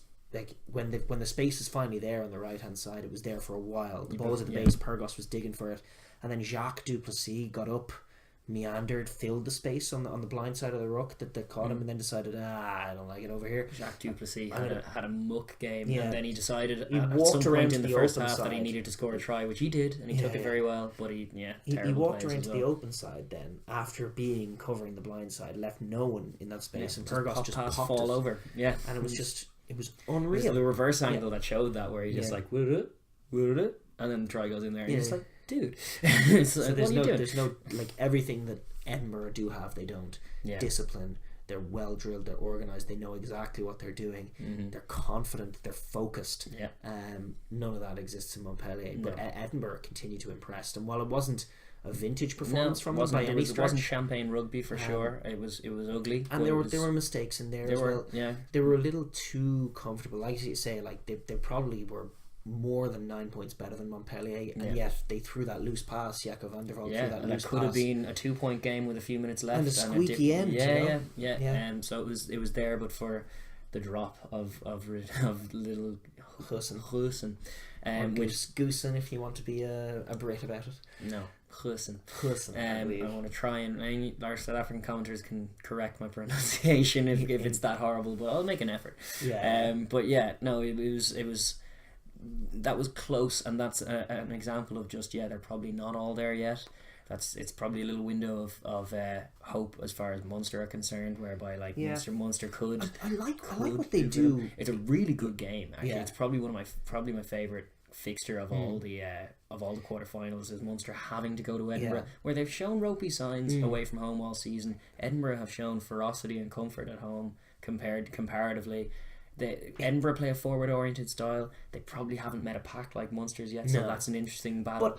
I like Edinburgh if it's even. If they get parity, I think they're more organised out back. They have, as you say, they have the form number 8 in the world in Bill Mada. They have a really good system that plays everybody into the game. So they run great lines off each other. They know Mada's going to offload, so they get him on the ball with a bit of go for it and run lines off him. But they also mix it up. You never see in Edinburgh play a game where Darcy Graham or Duhan van der Merwe are frozen out of a game. They always get on the ball. They usually get on the board. They usually get on the board. Yeah. Exactly. They play everybody in the team into the game. Kinghorn as well as another guy we haven't touched on. Well, he's very good. Like I've mentioned him in weeks gone by. If anyone's been watching, he has been a difference maker in that side as far as just accessing those wide channels. Because there were times in years gone by where it wasn't Darcy Graham, but their wingers were just frozen, pointless entities in a losing game because they're not seeing the ball because they didn't have a fullback who could link with a 10, and it means it offloads a bit of responsibility from their 10, and like Pyrgos is just quickly shipping it out, and there are options available, so it feels like it's a kind of a low pressure game for them to play because it's not that complicated, it's not that flashy, but everyone knows what they're trying to do, so you don't need to be the best 10 in the world to execute that game plan because there are good players around them who know their roles. It's just maybe the only question mark about it is maybe that's a bit too limited, and maybe their attitude towards 3-pointers are ultimately not. But I don't know if Munster are the team to punish that. Maybe not. Matchup wise, right now, I would fancy Edinburgh. The only thing that changes is that right now they're definitely riding something of a momentum wave. Over the last month and a half. That's going to completely shift. And if Scotland have a dogged, terrible Six Nations, then that all changes. Yeah, they pick up a couple of injuries and everything changes. Kinghorn goes down, or McAnally goes down. McAnally goes down. That'll be terrible for them. So there's that's why it's kind of pointless. I think we had them listed out the quarterfinals after this, but I think once we finish this pool we'll probably wrap it up because we've already kind of touched on them anyway. Just to briefly mention the other sides who are in that pool. Toulon, obviously we did a bit more of a thorough breakdown where we got a bit tetchy and a bit there's a lot that can be said about Toulon and all the things that they did wrong, and it was enjoyable to see them this season flounder and fail at the hands of Edinburgh, another enjoyable factor, and I think that's deserving. And Newcastle, they lost to Newcastle as well before Christmas, which is thirdly. As far as Newcastle are concerned, decent showing. For the first time back in the tournament. Listen, they had that 2-week run. They did. I said they would win the Champions Cup final, and they didn't win a game since. They proved you wrong. Yeah, they demonstrated how not the case that was. I didn't mean it really, but I was throwing it out there. Going to renege on that, and it didn't happen. Yes. They lost all the games after that. Well, Edinburgh did for them. The last 2 weeks, home loss to that Toulon team and that horrendous stuffing at the hands of Montpellier. It was terrible to see how happy that Toulon team were with that. But then I discovered that's their first away win in 11 months. 11 months. Toulon hadn't won away until last weekend. I didn't know that. Yeah, there was something came up in commentary, and they were all very, very delighted with it, and I'm just like, that's a very strange picture to see Toulon fist pumping, having beaten Newcastle a dead rubber against a team that is not in any kind of form. That's weird. Yeah, strange ones. They're awful. Toulon are really all over the place this year. Are they? Oh, jeez, I don't even know where they are in the top couture, but they could miss out on Europe this year. I would hope so. It would be so deserving because it would nullify their World Cup spendathon, and that would be great if they don't get European honours. It's a lower incentive. The trouble with Toulon is they were the only. They were one of very few big dogs in the big dog club when they first splashed out on everybody. Now it's a competitive market. If Ben Smith, as we know he is going to depart and play in France, the offers are up. The value, he can go to any club he wants, and they'll pay the money over there. So Toulon have their hands full if they want to really assemble a great team, and just the way they go about it, they are now sort of inexorably tied. Their fate is tied to Bougelal's because they haven't built anything in the interim where they were this great team who got all this European pedigree. As Bougelal goes, so will Toulon. Yeah. And I foresee no sympathy. I foresee them. Yeah. I foresee them perhaps not for a while because Bougelal is still very much enjoying his toy. Yes. Yeah. I foresee ultimate decline. Yeah. For Toulon. Yeah. There's no infrastructure. Indeed, they may have peaked. Johnny Wilkinson era and those 300. It'd be very hard to recapture some of that. Yeah. And certainly even make a run for it. But Montpellier as well are an anomalous one. Similar vibe, similar criticism could be levelled. Only with Montpellier you have a city of I don't know how many people, a very large city. It's not like Toulon, which is a small town artificially inflated. Yeah. This is a big city. Big in the club. rugby, it is a football city, but it's in the rugby part of the country. And that Montpellier club is steeped in tradition as well. Have a lot of respect for the top coutures and now Europe. Not to mention that there's academies all around. There's young kids playing and watching rugby all throughout the south of France. Montpellier have less of an excuse for being what they are at the moment. It's true. I find it more disappointing. 10 South Africans started that game. Oh, I would be, if I were a diehard Montpellier fan, I would be near protest at that point. Who are the line out calls in English? I'd imagine they are. And it's like, what is going on here? Like, how do I cheer for that? I don't know. But then we're a bit detached being Leinster fans because it's like the opposite spectrum, where it's like any import who comes in has to be bloody good. Tell that to Toulouse, who are up the road, you know. Yeah, no, it's true. It's probably making allowances now where I probably ought not to be, because there are a lot of English clubs that are guilty of the same kind of thinking, and I think equally wrong-headed. I like Nadolo as a Cheslin Colby-esque inspiration world-class winger, and Cruden you can keep around to teach people, even if he's injured, just to teach the ropes. Yeah, but everybody else in the back line should be French. Yeah. Built around those two lads. Yeah. That'd be great. That'd be much better. And surely there are French lads of a comparable standard to what we're seeing, because even if they're great names and they are great players, it's a rudderless way of creating a team. Brought in Jesse Mogg Nick White touched over there for a while back when Jake White was in charge. It's nothing's right really. No, they're not really building anything. And like a pale imitation of Jake White's Brumbies for a while, and now since they've just tried to become South Africa, I guess. It seems so, and it's wrong. Then they lost to Cockerill's Edinburgh Tigers. They look really good value for it. Big time. So we'll wrap that up anyway. And the quarterfinals, just to wrap it up, I suppose, are top seeding Sarries v Glasgow. Yep. Great fixture. Hard to see past Sarries, considering we've seen that happen twice already. Leinster v Ulster, similar buzz. I'm hard pressed to see Leinster losing that game. And then the two that are more competitive, I feel, Racing Toulouse. Yeah.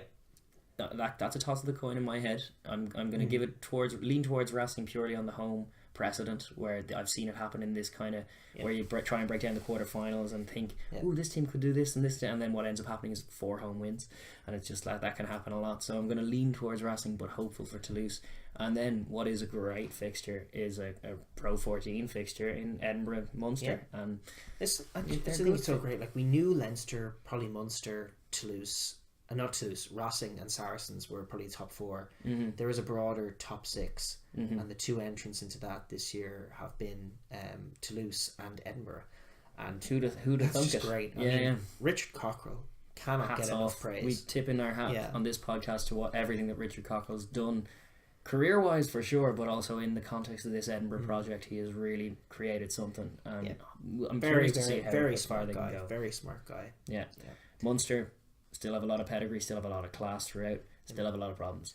Yeah. And it's like, well, the way they beat Edinburgh is by, nullifying them by just beating them at the scrum. That they're so good at the scrum. Like, John Ryan gets the better of Schumann. Yeah. And, Kilcoyne gets the better of Nell. And then Peter O'Mahony spoils a few of their ball setups. And it's all like, it's just that pack outplays them. Yeah. And that could happen. Totally, like, it's happen. Very, very possible. Yeah. But if it doesn't, I kind of back Edinburgh. I don't that's what's interesting. Kind of back Edinburgh. I totally back Edinburgh. If Edinburgh can achieve pack parity, they're golden. Yeah. So that's a fascinating game, and those are the quarterfinals. So with that, we'll wrap up the beginning of Europe. Europe and rugby. So now we're hopefully going to have uploaded even this evening and on as the week goes. Little breakdowns. We shot the first few in November, but they're little breakdowns of where every team is going into World Cup year. 2019 season. Six Nations obviously starting in the forthcoming weeks. And I know that most other kind of rugby chat things will be zeroing in the Six Nations, which we will start doing next week. That's because obviously the teams were named, the squads were named. That's interesting, no doubt, and worthy of breaking down in advance of the first game. But this week we're going to zoom out even further than the Six Nations, because it gets very myopic, particularly in this part of the world. When Six Nations time rolls around, it's very hard to see past the next game, and that's fair enough. But this year more than others, there's much more at stake than what's going on in the Six Nations. It's all about the World Cup, and nothing trying to explain this to some people who've just been watching the Six Nations for 40 years is very hard pressed in this country especially, but it's just the World Cup matters more. The way that you explain it is that come November, nobody is going to care who won the Six Nations. Nobody is going to care who won the Six Nations. Whereas come November 3 years, people are still going to care about what happened in the last World Cup.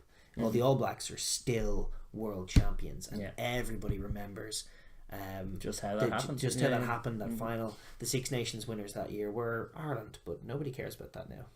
I'm sorry. This is why it's so close to the bone. We should be remembering, because it's very much living memory. And yes, no, Six Nations couldn't matter to us other than preparing yourself the for defining it. Irish memory from that year is the Argentina game and the catastrophe that was, not the Six Nations win. And that's reality, and that's how you explain it, is with the perspective of history. There's some games that matter more than others.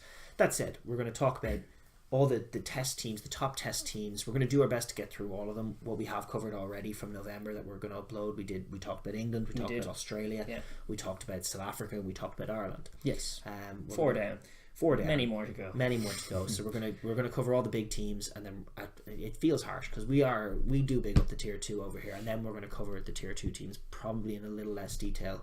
But certainly your Fijis, your Georgias, your Japans, we'll talk. Yeah, we'll probably find a little time towards the end of each podcast during the Six Nations to try and factor in one or two of them as well. And we still have the prep done, so we'll work through that systematically. Yeah. But the first one that I see you have there listed is the All Blacks, who we did omit, and we were just touching on there. And like you said, they All Blacks, where do they stand? They stand as the incumbent world champions and the ones to be dethroned should anyone be able to do that, and that still remains the case. Now, that being said, and there's a lot of conjecture for it, are this team the same team as that team that won that World Cup in such a comprehensive fashion? Well, personnel wise, definitely not. But in terms of just how they're playing, how they are capable of playing, and what they're capable of doing to teams, no, they're not. They're not quite as untouchable as they have some great players. One of the things that we spoke about as Northern Hemisphere fans after the 2015 World Cup was just how that World Cup changed perspectives. Like, we were in a position where we kind of did see it coming, in the sense that we were looking at Ireland's defence and we were you were the one highlighting the fact that it was not an adaptive defence. It wasn't a proactive rush defence. It was always a kind of push, fade out and retreat. Yeah, I was the reverse drift, as I coined it, as it is, and it's like perfect for some teams, terrible for Argentina, who attack in the wide channels exclusively, and yet we didn't adapt. But even beyond that whole Six Nations. I mean, the Six Nations in the years previous to that World Cup, in the interim period between World Cups 2011 and 2015, you know, you had I think Warren Gatlin's. The peak Warren Ball Wales won 2 of those championships. I think England won another and Ireland won 2, but it was Joe Schmidt's Ireland who were just a kicking game. Well, it was like it was the joke was made, and it was like it was very apt because you had Henshaw, who was recently converted from fullback at 12. Payne, who was recently converted from fullback at 13. Then you had more fullbacks out on the wings. And you had a very defensively minded kind of Trimble or Dave Carney on one wing, who were like competent aerial players, but also good defenders rather than try grabbers. And as such, you had wins that came about from 3 points, 6 points, 9 points, 12, 17, 19 points, and you're just going like, okay, well, that's grand if you can do that and navigate the game and control so many factors before making that happen. But what the Southern Hemisphere showed was just an ability to bag tries quickly fucks all of that up. And it does. It messes it all up, because like if you're planning your game out from that kind of rigid like structure where everyone knows their role, it's all so detail focused. Wales were guilty of it too. They were moving away from their running rugby roots. There was very little Scarlets going on in Wales at that time. It was Warren Ball. It was cliche. It was big men running forward. Like there was a lot of aggressive defending as well. It was blitzing off the line and big men running forward. It was where they built their success, where like it still comes true is their defence. That was what has led to their success, and that meant like it was defence. Like what we were highlighting with the Munster game, it was defence that was going up against not optimal attack either. That was the point. It was just like anytime that the Six Nations getting a bit too narrow, really believe in the hype that it's just like these are intense all this talk that comes up, it's like very intense pressure cooker. It's always going to be line speed. You have less time in a Six Nations game. It's just more intense than you could even imagine, and it's like there's no space for those kinds of tries. It just doesn't happen that way, and all this kind of thought, and it's like that was thoroughly disproven in that World Cup, and as a thought experiment, going like, are the Six Nations right about that in rugby, or is it New Zealand and like all the guys down in the Southern Hemisphere and Super Rugby that we were watching at that time as well, that like exists, it seems, whenever you show in it to different universes. In a different universe where it's like sometimes the defense looks so soft that it's like, surely that just doesn't measure up when you come up here. But the answer is no, it does. If you play that speed and tempo and try and attack and try and score off every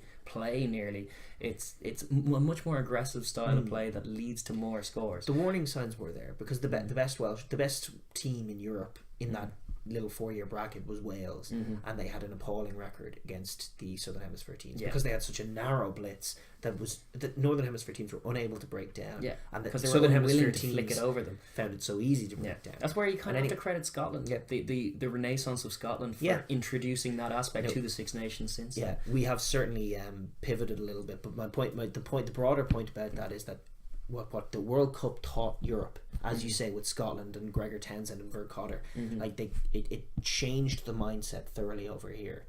And European teams have started to play with a lot more free flow and finding a lot more tries. The Top Tours has included a bit more. The Premiership includes it a bit more. Pro 14 has moved that direction, and as such, it's filtered up.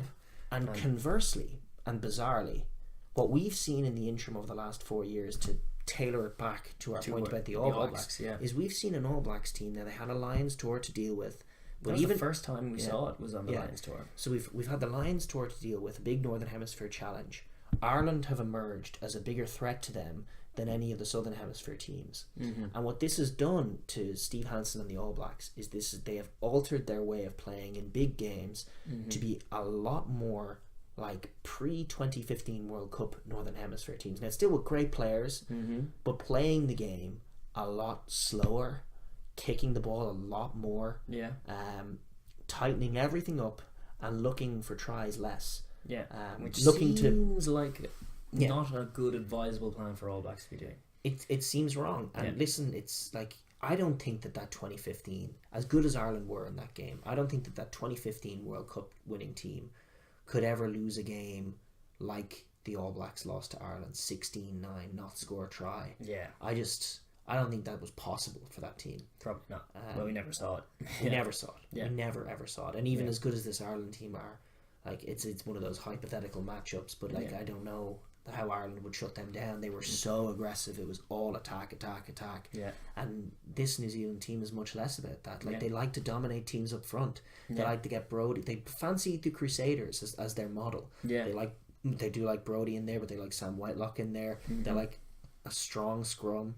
They like to win collisions and win battles. The problem is that as good as their pack is, at that game, it's actually not as good as Ireland's. At that game. Or arguably, like, they're less experienced than the likes of England's or France's in terms of just playing that game week in, week out. It seems like it's a style that isn't their own, that they're adopting for the part, trying to adapt to the challenge in front of you is a good thing, and being able to like read where defense is weak or where a team are going to try and break you down and kind of shift focus and shift things away. That's all good, and that All Blacks team used to do that. But now this team seems to be going places where it shouldn't, and it nullifies their weapons while bringing other teams into the game. That was what was illustrated by that Lions tour, I thought, where they were comprehensively a better team than certainly the first test side that was named, and they duly did for them by grabbing some tries and stuff. But then for the rest of the tournament, slowed up, played a much more methodical, slower, process-driven kind of game, and got sucked into an arm wrestle with a team that from the Northern Hemisphere who love playing that game. Exactly. And they ended up in a stalemate draw. Now, granted, they should have won because that was a penalty. And but it was still like not the way they should have won at all. No, indeed. And like it's one of those things where they do have their great forward pack and they do fancy it. But like when you watch New Zealand kids rugby, schoolboy rugby, if you ever get the joy to watch even the Mitre 10 Cup or younger than that, there's their underage rugby, like there is some crazy lovely heads up rugby. I mean like that attack, try scoring mindset is embedded in who they are. Part of and what the All Blacks do. have to be successful at it is, at the and top it level. is their best bet at being the best, especially when you talk about this Ireland pack that have been so good with Johnny and then Johnny Sexton and Murray as the halfbacks. Yeah. Like if you want to play Ireland at that kind of a game, like good luck. I mean, Chances are on you're gonna lose. your Yeah. day you could do it for sure, but it is a tight battle. I think the All Blacks' best bet at being the best team in the world to break it up from that and yeah. get much from we do see them attack with a bit of freedom against like teams like Australia and France that they don't really respect. Well, they're not on the same level either. Like they're teams that are a few rungs below them. So similar to like what we're talking about Gloucester and Munster last week, where it's like, yeah, you did well, scored a load of pretty tries, but that's the team that are a calibre below you. I'm curious to see the picture of the All Blacks against someone like Ireland, let's say, when what happened the last time is they got into this chess match with us, they got into an arm wrestle. I'm curious to see what would happen if they went into that game, which they decidedly didn't. They weren't just shut down. They decidedly did not go into that game in Dublin with the mindset to score tries straight away and all the time and keep applying pressure. Even when it doesn't come off, next time we get the ball, we're also going for a try. Let's keep these Ireland defenders having to stop tries every time we get the ball. That's what used to happen every time they came to town. That's it was the miserable pressure. to watch. That's the pressure that you want the All Blacks applying. Yeah.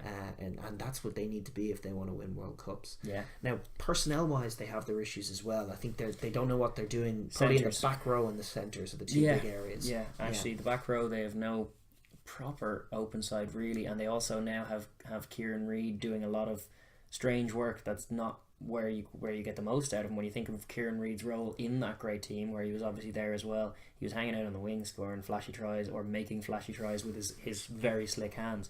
Yeah. But he's not doing it. He's become a bit more tight, similar to the whole team. He's just come a bit filling more the narrow, hole. Jerome Kano left behind, probably. Yeah, because now you have a few other kind of contenders vying for that 6 jersey. Sometimes it's Squire, sometimes it's Via Fafita even. Yeah. And they're all very fine players, but don't get through anywhere near the same amount of work as Jerome Kano used to. And also, as far as McCaw and his absence, unreplaced, thoroughly unreplaceable maybe, but like there's not even like Matt Todd is my favourite contender purely because he played with him at the Crusaders, is a similar mould of player. I'm still like he's a few rungs, but a fair few rungs below where Richie McCaw was at. As a number 7, but at least he does that job and provides that role, and like the balance doesn't seem to be there in the back row. Likewise in the centres, some games they pick Sonny Bill and then they have like Crotty or Goodhue outside him or something, and it's meanders, other times like it's Crotty at 12 or Laumapi at 12 or something, and none of it seems to be balanced at all. And like Leonard Brown comes in off the bench and changes up their centres then, and he can break up the line a few times and stuff, and he's good, but there's no real sense balance. There's no and Conrad Smith. There's no pendulum working there in the midfield that's doing the damage. And like that's where we've been calling for Ben Smith to be shifted into 13, because they do have an abundance of outside backs who can be dangerous in amongst that, and I just feel like would be a great man. You've a decision to make with Ben Smith, who's probably the best rugby player in the world, bar maybe one or maybe Johnny Sexton or someone like that. He's certainly best, probably attacking player in the world. As far as a rugby brain, I can't really cite a better one. As far as how he maybe Sexton. Well, how he very different brain, different kind of brain. That's a play calling game. I'm talking more about game reading in terms of in the backfield or from the 13 channel, just looking up and thinking and finding the right play. He seems to do like every time. Every touch that he makes is brilliant. Yeah, but he's not in the game enough, and that you notice that. You notice that in Dublin, in that last gasp attack to tie the game in Dublin. He got one touch on the right wing and made something happen with it, and then the ball drifted off to the left wing, and it was probably at 6 or 7 phases. Yeah, it only got back also to the strange for an All Black side to see that taking them that long to get from one side to the other. And it never made it back to them. Never made it back to Ben Smith before it was dropped. So that's a problem. He needs to be He needs to be linking with either Bowden Barrett, but he needs to be right next to him, making plays happen. For me, he needs to either play fullback or centre. Yeah. And the problem with making him fullback is then you're taking Mackenzie out. Whereas if you have an axis that has Bowden Barrett, someone else, Ben Smith, someone else, and the someone else is Ryan Crotty. Don't get like. I think it's Ryan Crotty. Could be Sonny Bill. Sonny Bill Mappe. Not with Barrett and Ben Smith, because as good as Ben Smith is, he's not used to defending 13, so you need a leader as a defender, as a centre, and that's not Sonny Bill. No. Sonny Bill... That's a mistake that's often made when you just see a big unit at 12 that people are like, oh, he's a great defender, because you do see some great hits, but it's like, that's not what defending the 12 channel looks like. It looks more like what Brad Barrett did at the weekend, where it's just like shepherding all your lineup together and putting pressure on Henshaw. Like, Crotty is on that level. Barrett, Henshaw, and Crotty are three great defenders from 12. Certainly on paper, I think that has potential, especially with Aaron Smith flicking it out quickly too, and they could do all kinds of damage ball in hand too. So the personnel are always going to be there from an All Black perspective. Sure. We're more just questioning where their heads are at more recently, because the other thing, we cited Dublin a few times, but the game in Twickenham the week before, equally monstrous as far as what the All Blacks were doing, because it was just like, this England team aren't up to much, and you're making them look really, really good by playing this game badly. Like, a few of the kicks from hand were poor, and like, they're not uncommon in Twickenham to see opposing out-halves kick the ball away that way and all that kind of stuff. So they kind of played England into the game that way, as opposed to go for try every time. I feel like they would get them more often than not, because that's got to be sticking to their roots. And it feels like certainly in the last couple of years there's been a bit of a drifting away from that since the Lions tour. That's the seismic change that I've noted in terms of that just attitude, and it's led to a few dodgy losses against South African teams that have surprised them as well. In the meantime, they haven't looked anywhere near the infallible All Black team that rolled into 2015, and like all the conjecture about there are contenders every which way, who's going to be the ones, it just proved the case that it was like, actually no, the All Blacks are still better than all of those teams and will win this tournament. And despite all this, a lot of teams looking good, never really quite measured up, because that team were impeccable and unbeatable. Really, I don't think anybody could. No one could lay a glove on them, even in the years coming up to it. No, and that was it. Like in all the rugby championship results read much better than the more recent ones. If you're looking at form like this, All Blacks also are definitely... I'm still making them favourites, and they're still champions, so they're going in as holders. I'm still making them favourites. They're still number one in the world, but there's more chinks in their armour than there have been in a long old time. Probably since the turn of the century, when they had to do that whole overhaul, complete culture change, too many of the boys going out on the beer, not enough boys interested in the haka, all that kind of stuff. That was a problem, and now seem to have remedied that, and that led us between the Graham Henry years. That's still there, all this. That is all. That work is still done. So it's not like they're still in a great position, and it's only a slight change of outlook that could see them do that again and start tearing teams apart. I still rate their personnel. Not to mention, like, we're talking about their personnel as well.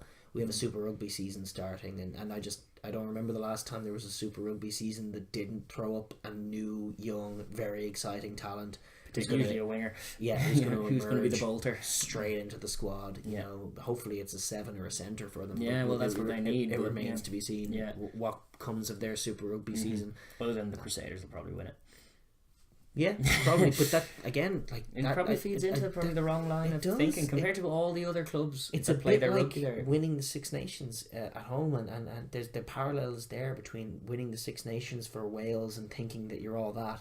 Like, the Crusaders winning Super Rugby does not mean that the Crusaders is the model around which you base your national team. Certainly not your All Black national team, because they're not Crusaders. Maybe England wouldn't probably like to play a Crusaders-y brand. Yeah, but Crusaders, like, as good as they are, they're not playing Ireland. You know, they're playing other teams who have weaknesses elsewhere. But if you talk about ways to beat Ireland for a New Zealand team, not to play that game. It's not the way to do it. Yeah, no, that's true. Yeah. So that said, they may avoid Ireland till the final if they do the Springboks and everything else. True. But well, they want to be the best in the world. Be the best. And they currently still are. So, but it's definitely, we're not alone in thinking that. Obviously, that's not anything revolutionary in thought, because people have been watching the game same as, and there's just been a bit more fallibility to them in this World Cup cycle, and that means they're being pulled back, drawn back in by the pack.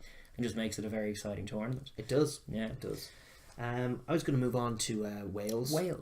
Another team on the up. We did a very big. We did 2 vids, but at the end of November on them. We did a prelude to South Africa that went very well, and we did a post game, just kind of wrapping up their year as well, because 2018 was a great year for Wales. It was a great year for Wales, and Welsh rugby in general on the up. Scarlets on the up in that year as well. a bit of their kind of free flowing attacking rugby bleeding into the top side, and an ability to grab tries, but also then their November to kind of consolidate that by showing that their defence hasn't gone anywhere. And I was making the point that it's like quite unlike a World Cup cycle where a coach will have 4 years or maybe 5 or 6 years to build a team. Like Warren Gatland's been there for 10. And this means there's a lot of work done and a lot of a culture set, and we've had players like Sam Warburton go through that, set that process in motion, and now have to retire, and there are players coming in that mould. So things like their defensive structure, very solid. Defense is the key for them. That's what they're best at. It's that line speed that should, especially ahead of a Six Nations, even like they can be very, very tough to score against when they get it right, and they can score quickly. Score quickly. What's curious about them is that they did all that brilliant year last year without ever settling on like a first 15. They have just picked their Six Nations squad. There's 4 out halves in it. Amazing. It's like, and they, I don't know who's going to play. Gareth Anscombe or Bigger or Patchell. It's who's the fourth? Thomas Williams, I think, or I'm struggling to remember. Rodri Williams. No, Thomas Williams, Gareth Anscombe. No, Jared Evans is the other. Jared Evans. Thomas Williams is the scrum half. And Reece Patchell is in there as well. You feel like their centres, but there is Scott Williams in there, but you feel like their centres are probably going to be Hadley Parks and Jay Davis. That's been what they've been sticking with for the last couple, last year anyway. But their backline is anybody's guess. I mean, it's curious. There's Liam Williams. No, their backline, sorry, their pack even. Their pack is anybody's guess. I mean, they had been going with these Scarlets, Rob Evans, the Scarlets loose head, but then they switched that last November. I'm very curious to see what they're going to do, other than your Alan Wynne Jones and your Ken Owens, and your Justin Tippert probably. I don't think anyone else is undroppable. I don't see anybody else being undroppable at all in that squad, and it's a bit of a curiosity, but it's great depth wise. It's great for them. It's just great that they've been able to bleed it in, because they've shirked that thing where you could just name a Welsh squad for the year for every game. You could name the 1 to 15 for years who are there to play that game, just form not dictating at all. Whereas what they have and what they've always had is just a grassroots following and support of rugby, which is unprecedented for the size of the country, and just means that every club team has their own identity, has a load of players coming through. Granted, sometimes like Dragons don't have the quality, don't have the resources to compete at the top level. But there's always a couple of players that you can look at, and it's an argument, because there's a lot of talk in recent weeks coming up about merging clubs over there, right? And essentially leaving 2 franchises there, like they have in Scotland. Like in Scotland, interesting. But I don't like that. I think as bad as this year has been, and as bad as those, like, if you want to reform the regions, by all means, nationalise them all under the Welsh Rugby Union, and let's do it like they are at that disadvantage over Ireland, where they don't have natural provinces to do so with, and that's what, centrally contract all your players and have the Welsh Rugby Union run everything, and maybe employ someone good at the Welsh Rugby Union. Get yourself a David Nusafora. Recruit and structure it differently than how you're structuring it, for sure, all of that. But I don't think abandoning the regions is the way to go, because still players are being produced in spite of everything. And even when the teams can't quite put it together, Wales, the national side, always seem to have a good strong side consisting of genuine classy players, and not just 1 to 15 too. This whole squad, they are quality elite players, and they are going to be dangerous for anyone. They do have a slightly tough run of it, in that they have to go away, isn't it, to Scotland for one, for France for another. So it's their best chance of winning a Grand Slam, because they have Ireland and England at home. Sure. But conversely, that means they have Scotland and France away, which means they just don't get an easy game. They apart from Italy. But every week is going to be a challenge for, apart from the Italy week. Every week, those 4 weeks are going to be super challenging for them, and it could go one of many different ways. It's true. They could lose away from home. Their opening night is away in France. France are, who knows. Well, they're also on opening weekend. France are dangerous, for sure. They tend to be less, just traditionally tend to be less so if they're out of it by week 4. They tend to be a bit more passive. But week 1 in Paris, they're going to be bulling for them, and it's danger, but it's also just building very, very nicely off the back of last year, where, with the exception of the Ireland game, which they could have won, they won every game, and it's like they're building very nicely, managing to include form a bit more, rotating their squad suitably, Warren seems to have, like, we often cite Warren Ball, and like people giving out to us it's like Warren Ball blah, blah, blah, does this. It's like when we say Warren Ball, we're kind of talking about a style of rugby that existed 2012 era Grand Wales. Slam winning 2012 Yeah, Wales. that's what we mean when we say that, more so than what we're seeing now, where I see like certain good aspects of that, like the vicious defence still being retained, the jackling, slowing the ball up in defensive breakdown, constantly really good. Defence is great, jackling is great, set pieces become solid, and they can strike and score tries from anywhere. Yeah, which is just the ingredients of good rugby. That's not Warren Ball at all. That's just really good rugby. It's an argument for having a coach in there forever, because there's just layer after layer being built on top of it. Yeah. But I am curious to see, like, it's little micro battles. Like, is the scrum going to go well for them against France? Is the line out going to break down at all, or is Alan Wynne going to run things?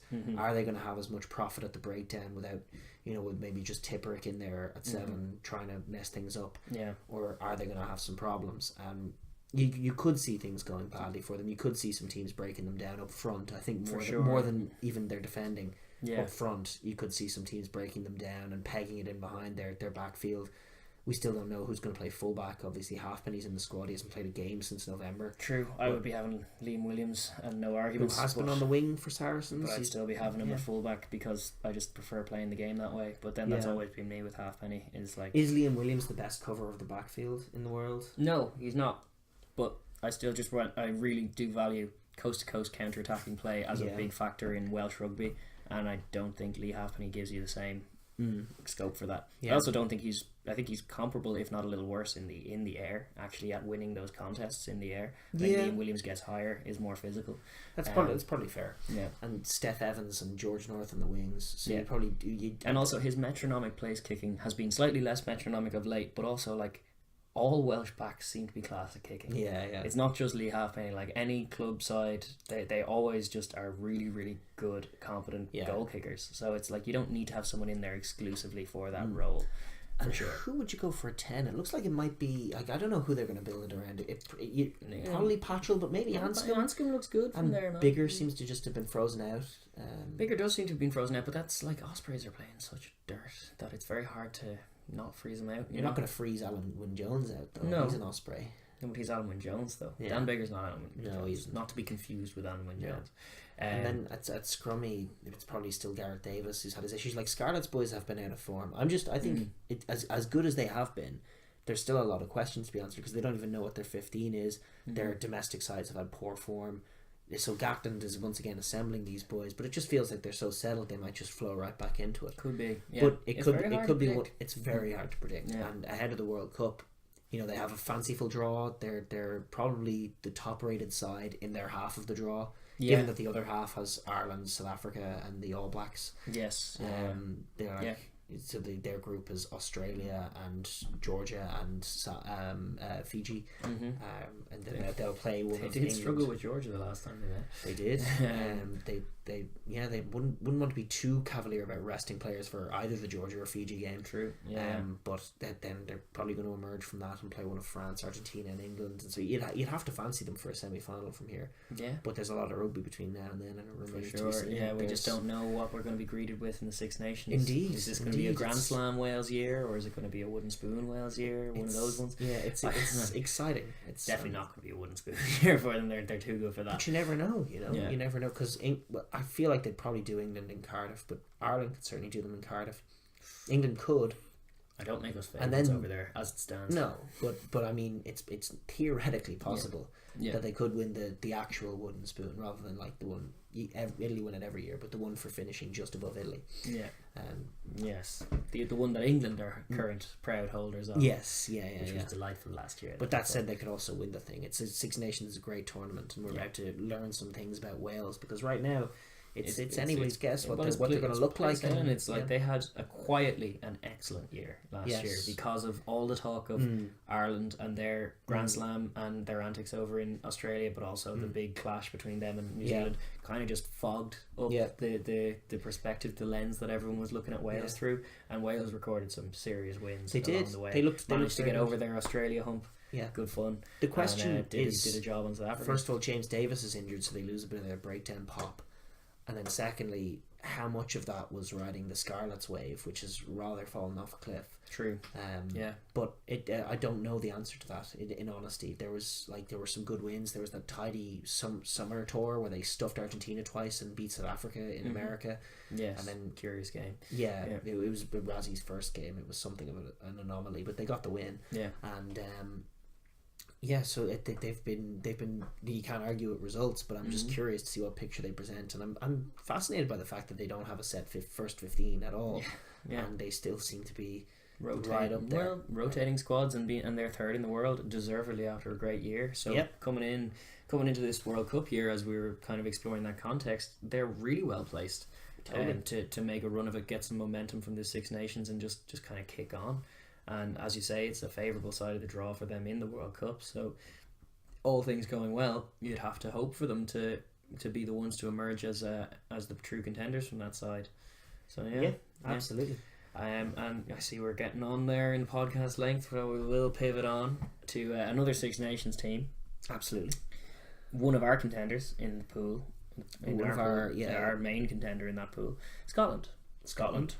Who we were hearkening on Edinburgh and all that they've done in the last year, and that is a huge thing for that Scottish team, the fact that Edinburgh are now performing well, because that was always my gripe when you were very confidently, brazenly predicting Scotland wins across Six Nations gone by, where it was like Glasgow, our class, and Scotland play attacking rugby. It did for Ireland and Wales that year that I was predicting. No, they predict a couple of wins, and they were good for a couple of wins, but as far exactly, that's why they kind of underestimate that in Wales's fixture list. Going away to Murrayfield, and Ireland's going away to Murrayfield sucks. It's no fun. It's no fun for anyone. As England found out last year. Yeah. Munster might find it out later in the season. Yeah. Ireland still have to find out about it. England do as well. Scotland play way above themselves in that place, and they are more equipped to deal with just the conditions that Murrayfield presents, which are unusual ones. It's very far north for to be playing a rugby game. So they are a dangerous side at home. But with the arrival of this Edinburgh team, what's that going to do for them? They have a very curious Six Nations now, where it's like, how do we blend what's going on in Glasgow, which seems to be a shadow of its former self, even though they are still through and they're still a thing. They're still a quality side. Edinburgh now a quality side, a contender for Europe. Play a different style of rugby. The games they had, the double headers around Christmas, were billed as the Scottish backline versus the Scottish pack. As you were saying, the pack wins in those kinds of games, and that was what happened. But it's also Finn Russell is at Racing, Greg Laidlaw is at Claremont. How do they all come together and make a team? It's curious. It's like one of the... What I would fancy using Edinburgh as is a means to make your pack much more competitive. So having a proper line out, having a proper scrum, having proper breakdown ability. You can't overstate the loss of Hamish Watson ahead of this tournament. That's for the broad picture. That's they'll have him back. But for this tournament, that's going to hurt them. They also, I think, they won't be able to play Mata, unfortunately, because he's actually from Fiji. Unfortunately, and kicking ass for the Fiji team. There's a lot of that, because a lot of their defense leans on turnover ball, and Hamish Watson's such a great player for that. So it's going to be a lot of work for Josh Strauss, because you're talking about Richie and maybe Wilson in there with him. So it's going to be a huge amount on Josh Strauss. Conversely, what you might say is, let's change it up. Maybe even put Johnston in from Edinburgh and Dean in the centre. I don't like it, because I think big picture they have to be thinking about the World Cup, and they have to be thinking about, listen, we're going to be playing a mixture of two of Ireland, South Africa and the All Blacks. Like, how do we beat them? And the answer is to do what you're exceptional at really well. And what they're exceptional at is when Finn and Hogg and Hugh Jones and Tommy Seymour are on form and finding tries. That's where they're actually elite. So they could, rally together the Edinburgh boys and put together a sort of an Edinburgh team with a few Glasgow guys in, and be a functional rugby team. But what that would do is limit their ability to be what they can, limit their ability to actually reach the heights that they need to reach to do well in the World Cup, to actually get the better of Ireland or get the better of South Africa or the All Blacks. And that's like what they need is Hugh Jones, confident and on fire, Finn Russell, like making plays, attacking teams, finding tries, getting Hogg into the game, getting Seymour into the game, throwing offloads, or whoever else on the other wing into the game, throwing offloads, constantly keeping the pace of the game up, getting that. What you can use your Edinburgh boys for is, now you have a pack, you got to focus on that quick ruck ball, you got to stymie teams who try to attack you through the middle as well. they need to, like, Hugh Jones has to stay on the pitch because he's one of their vital weapons. Horn on the pitch? No, I think you give it to Dunbar. I think Dunbar's a solid defender, and I think you could try. Gotta let Finn make some tackles, but you try and hide Hugh Jones as best you can in defence because he's just not there. Not as good as it. So you need to move one of your back rowers into that centre defence. That's something that has to be done. But to keep Hugh Jones on the pitch, keep your best attacking strike players on the pitch so you can actually find tries. And I think Gregor Townsend knows that. I think so. Well, he was the one who pioneered it in Glasgow first and now Scotland, so I'd expect that from them, and especially with the loss of some of these key men before the Six Nations, I'd expect them to be playing that high tempo game too. It's just curious about the combination because you have to make some allowances for form, like you're suggesting. Johnson at 12, he's obviously he needs to play some game time in this World Cup or this Six Nations with the mind. I agree. He's a 13 in behind Johnson. They start against Italy. They might Hugh Jones. They start against Italy. They might do it. I rate Hugh Jones what he does in attack a lot. I rate him as a good link man between Finn and Hogg and the backfield. Like, he's actually a weapon through the middle. Like, it's often not utilised now in this Glasgow team. They just whip it wide so often. But Hugh Jones is so massive in terms of just attacking through the middle, finding space in the middle, and just keeping a defence honest because they know that there's a threat in there. And that's what sort of that Edinburgh pack can be useful for as well, is just knowing that they can attack through the middle, they can build some phases, they can suck teams in, and then they strike out wide. But certainly I think you need to keep that through line of attacking rugby and finding tries through that identity that's been forged for them over the last few Six Nations. Literally this World Cup cycle for Scotland has been all about being able to play that game. So the arrival of Edinburgh and their physicality is surely a good thing for bolstering it. It's just about how they manage to blend that. That's, I suppose, the challenge now this year leading up to. Do you bring Kinghorn in at all?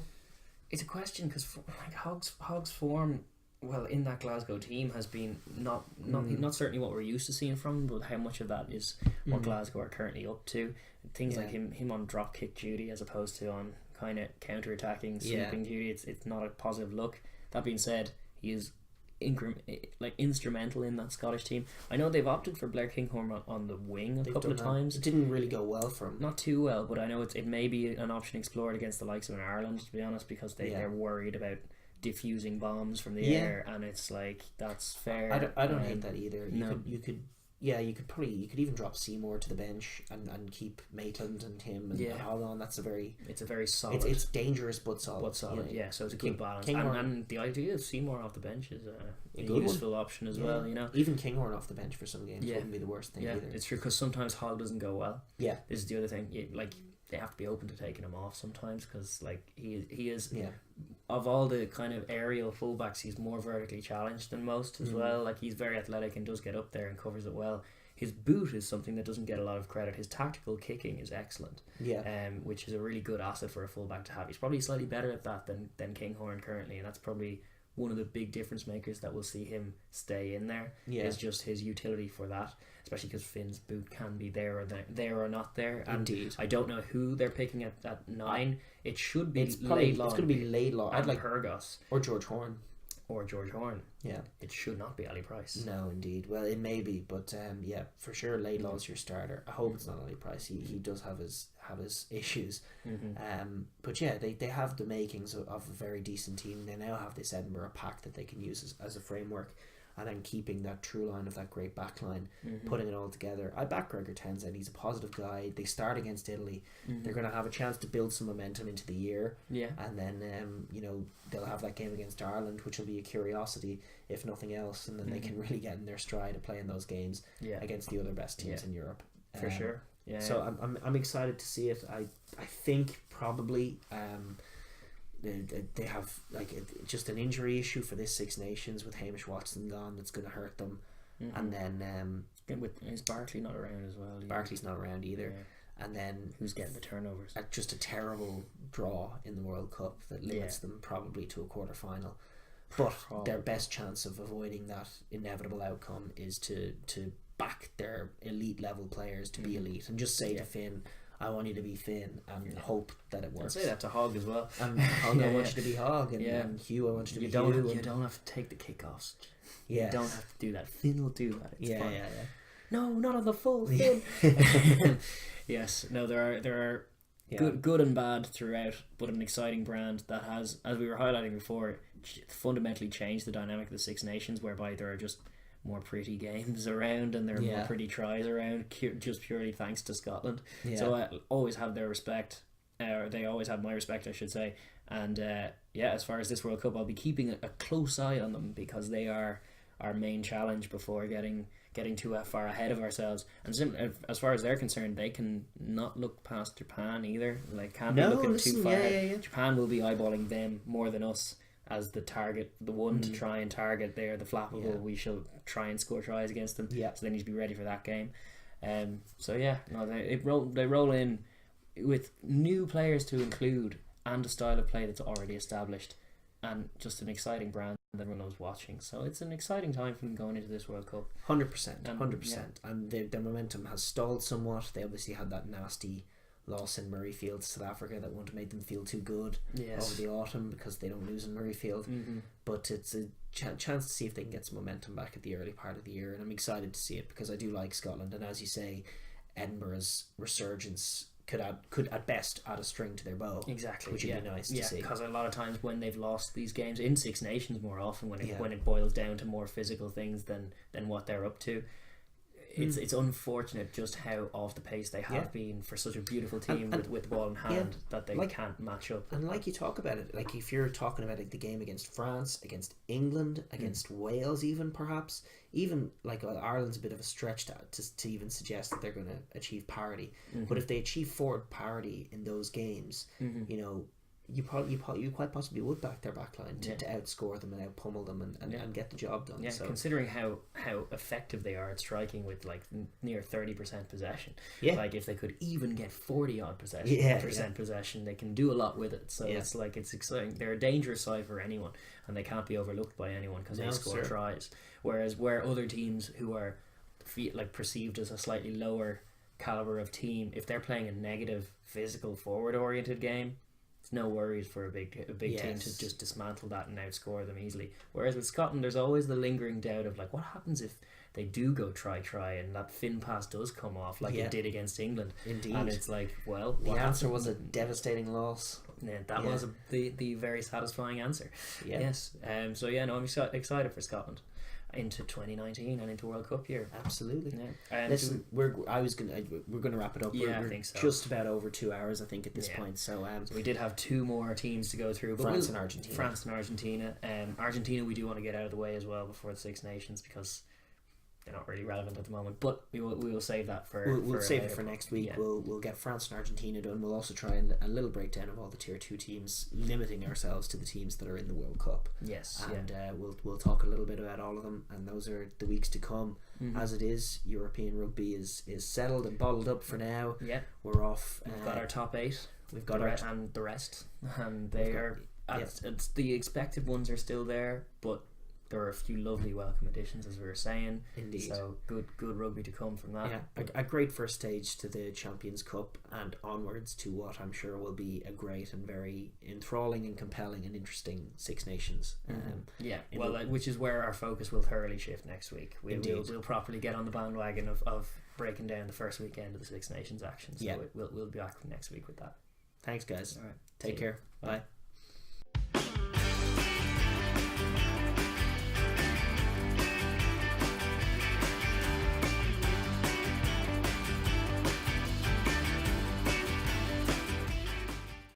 Throwing the ball. I'm throwing the ball. I hate this light. You can throw the other ball if you want.